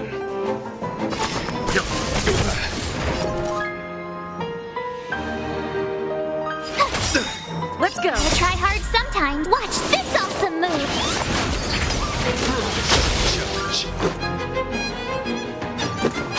The flesh wound.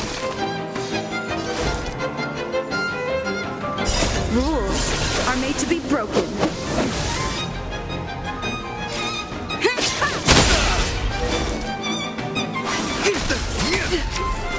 Try that again. All things in this world have their laws. Human creations. Rise to the challenge.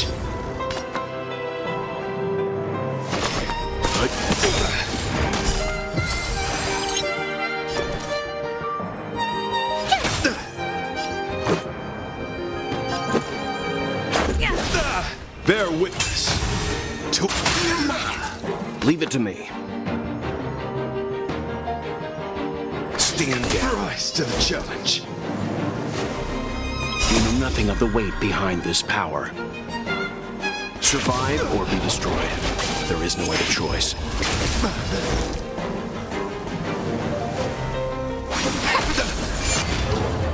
Tough luck running into me.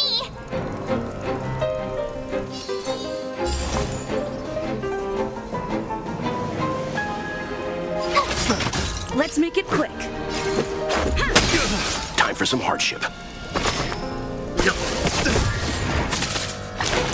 Let duel commence. Lifetime loyalty. I'm fine.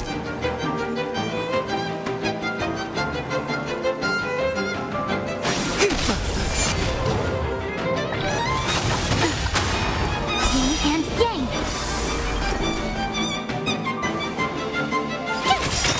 Let's go.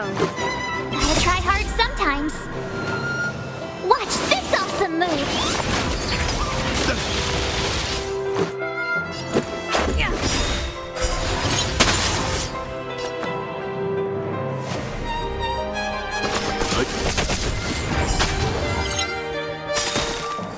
A quick divination. Converge and awaken. Put forth all your might. Just a scratch. Let's begin. You know nothing of the weight. Survive or be destroyed. There is no other choice. All things in this world have their laws. Human creations.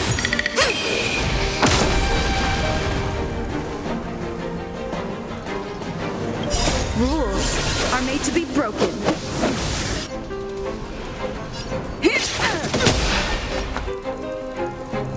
Stand down. My turn. Let's make it quick.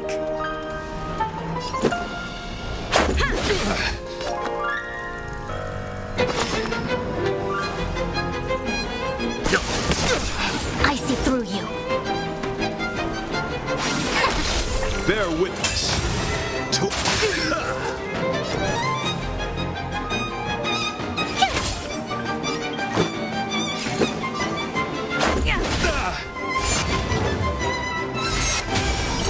You are fighting a gentleman. Put forth all your might. Yin and yang. Leave it to me.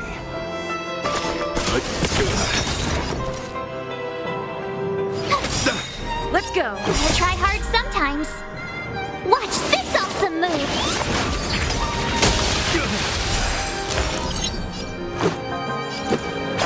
The flesh. Behold, this symbol of pure. Let the duel commence. You know nothing of the weight behind this power. Survive or be destroyed. There is no other choice. Let's begin. Challenge. The flesh wound. Pledge thine loyalty. Put forth all your might. Let's make it quick. Yin and yang. Rules are made to be broken. A quick divination. Leave it to me. Challenge. The flesh wound. You know nothing of the weight behind this power. Survive or be destroyed. There is no other choice. You are fighting a gentleman. Put forth all your might. Tough luck running into me. All things in this world have their law. Human creations.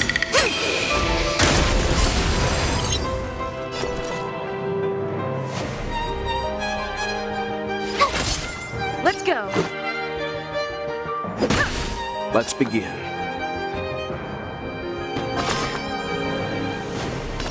Stand down. I see through you. Converge and awaken. Bear witness to let the duel commence. Gotta try hard sometimes. Watch this awesome move.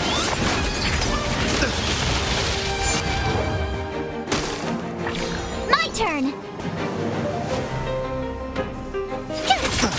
Let's make it quick.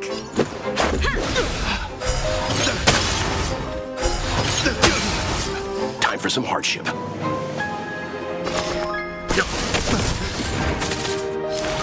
Confess. You're annoying. Put forth all your might. Yin and yang. A quick divination. You know nothing of the weight behind this power. Survive or be destroyed. There is no other choice.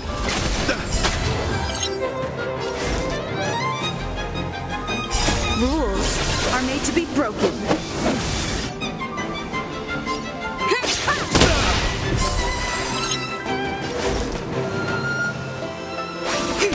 Leave it to me. Tough luck running into me. Let's go. Put forth all your might. Let's begin. All things in this world have their laws. Human creations.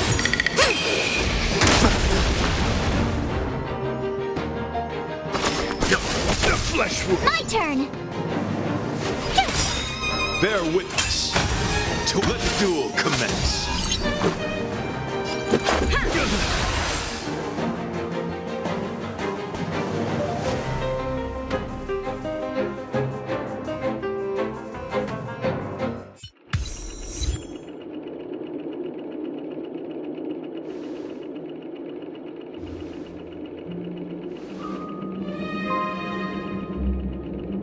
We don't have much time.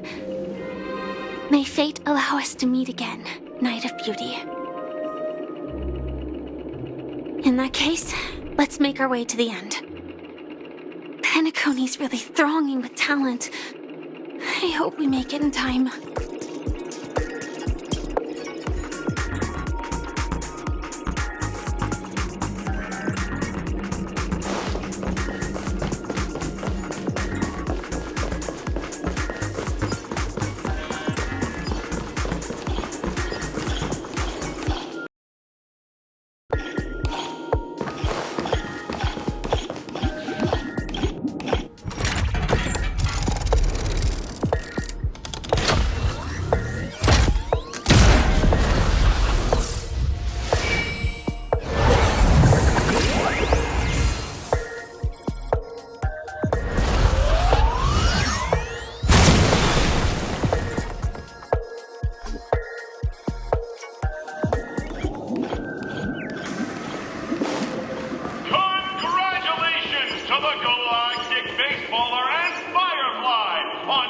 crown this Scorched Sand Festival champion! We look forward to their amazing entrance in the Charmony Festival! Let's give a round of applause to our aspiring young guests!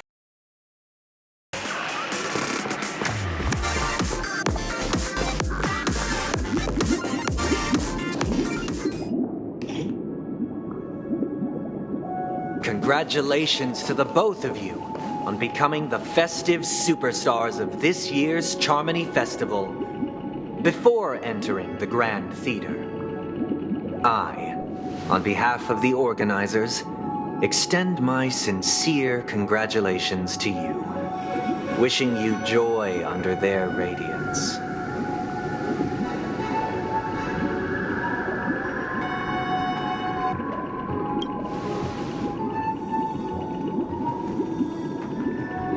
As previously promised, my sister, Mr. Yang, and I have met with the Dream Master.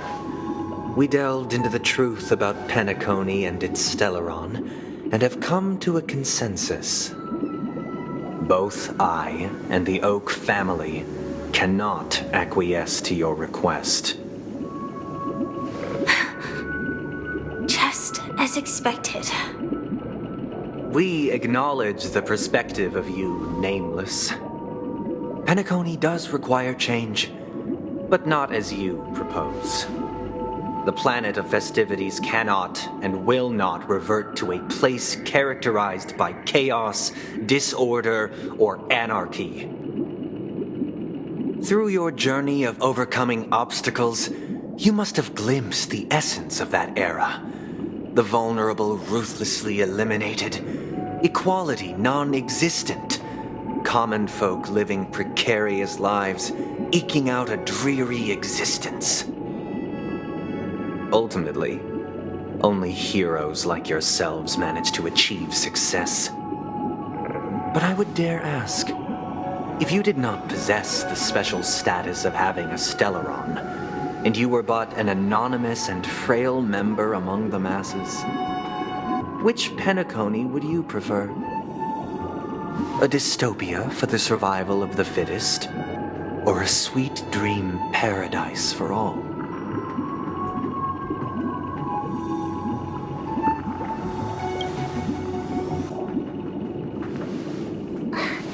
That's not the point!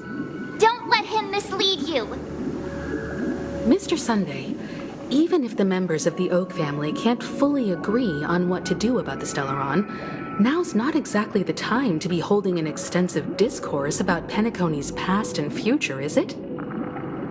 The Stellaron issue concerns the life and death of everyone on Penacony.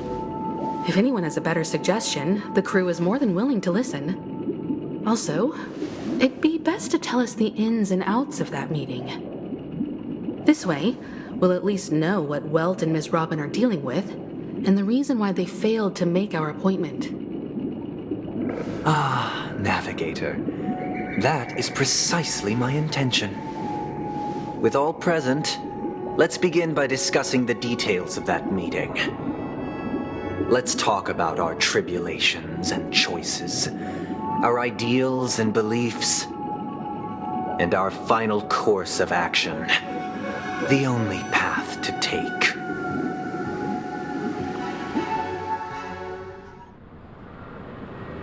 You mean to say that for the longest time, there have been scoundrels who would use the Charmony Festival that I have bequeathed to the masses as a tool to realize their ambition?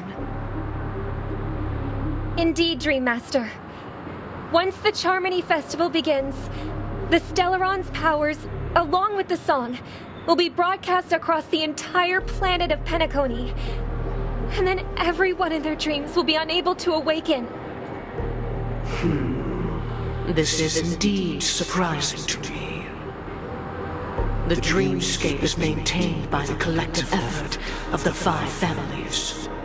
If someone were to use the Charmony Festival to recklessly disseminate the power of the Stellaron, This individual must hold a position of great authority. Do you have any suspects? I'd like to ask, did you really not know of the Stellaron's existence? I would have never thought that this nameless would point the spear at me. Quite astonishing indeed. If I have offended, the Astral Express extends its sincere apologies. But the current circumstances are dire and leave no room for meticulous inquiry. We're doing this out of concern for the Dreamscape's safety. So, if you could, please alleviate our concerns. Dreammaster, it's just to prove that the Charmony Festival has nothing to do with the Stellaron. If we're being overly cautious, I will return to the stage to offer tribute in song, just per the arrangement.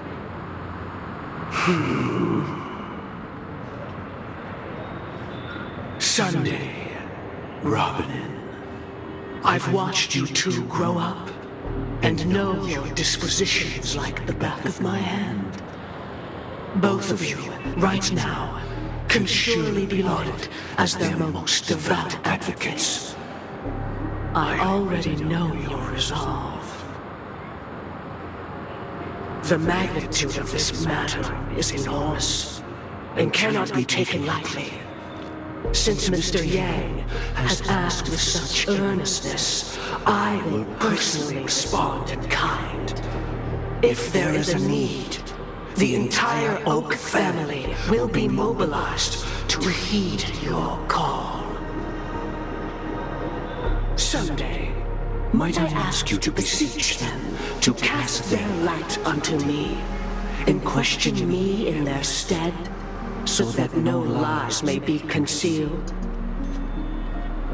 I will do as you command.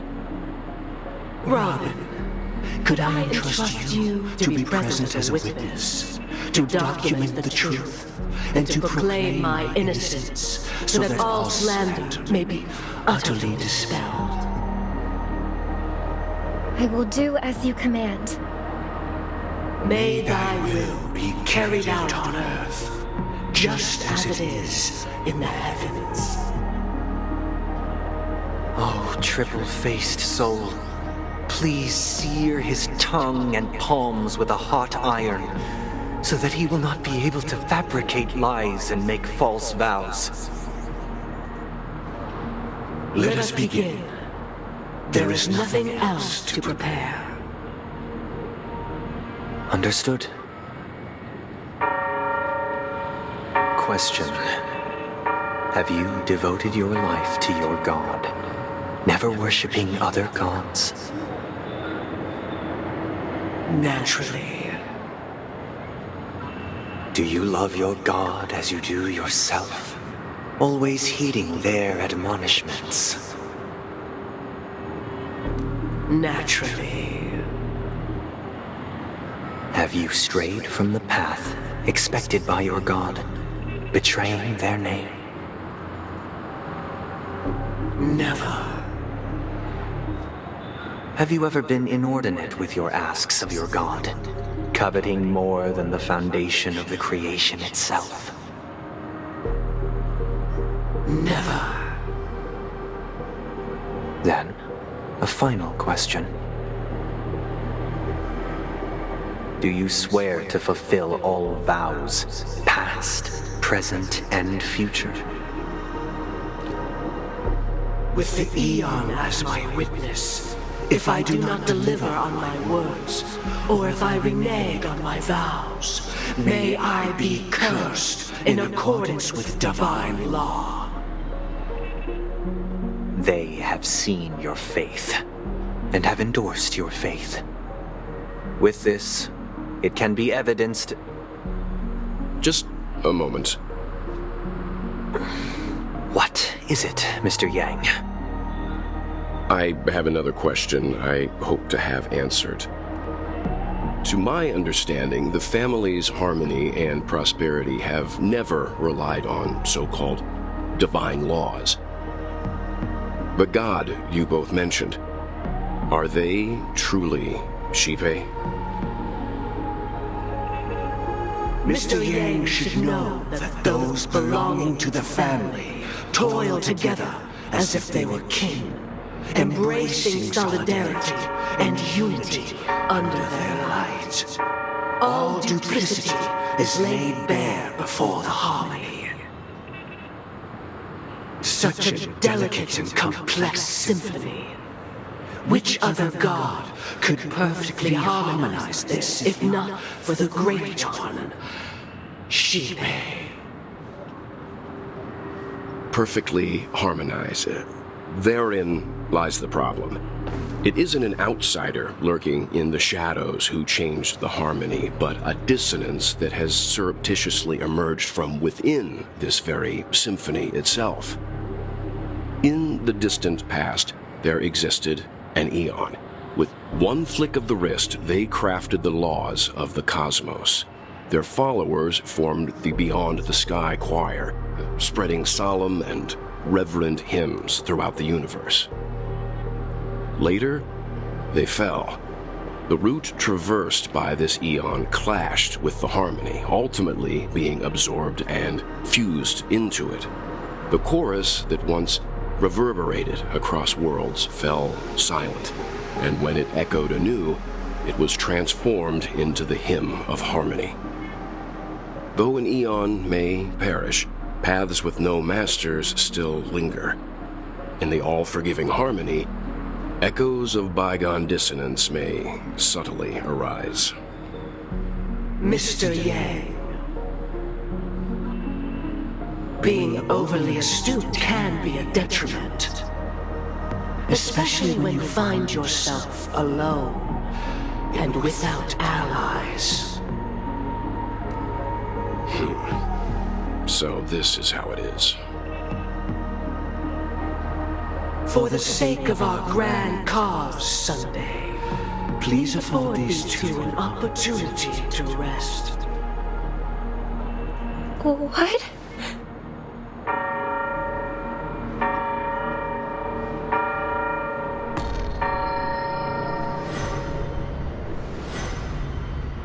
Sorry, Robin. It's just you. I did not wish for you to know this. It's a pity that things have turned out this way. So, this is the true reason I can't sing? The shadow that envelops Penacony is actually... We were never children of the harmony. Our ideal paradise could not have been crafted by Shipe. True bliss can only be guaranteed by the one who transcends the many. Within the foundation of law, humanity establishes civilization, and through harmony, we obtain order. Unbelievable. To think that there would be remnants of the Order on Penacony. What have you done with Mr. Yang and Miss Robin? Don't worry. I just gave them some time alone to ponder their fates. You should know that these actions make you an enemy of the Astral Express. Should we need to stand against the Nameless, it would only be myself and the Oak family involved. But we haven't reached that point yet, have we? Your efforts for the justice of Penacony are evident to everyone, and have been widely observed.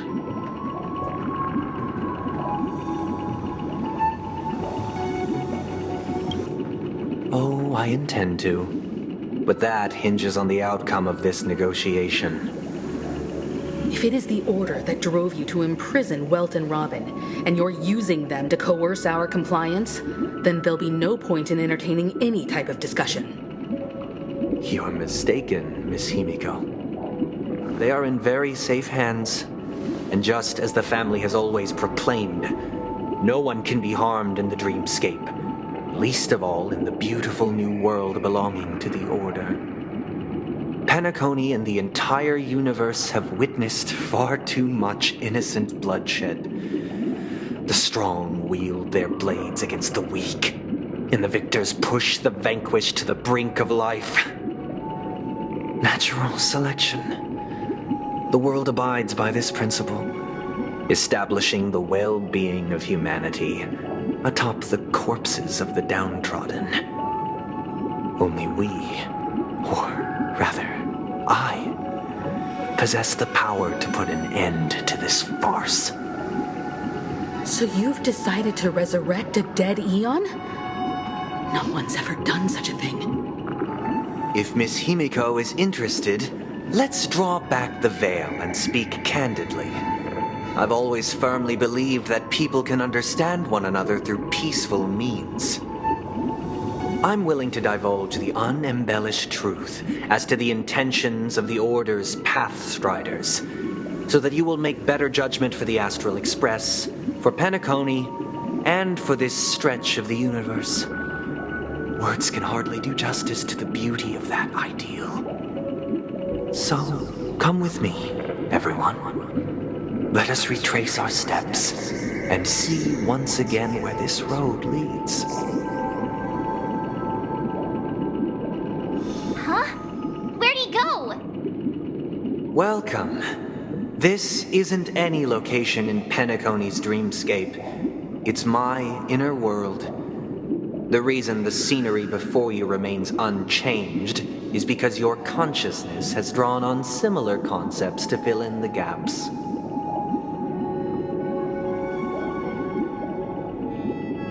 Did you do the same to Welt?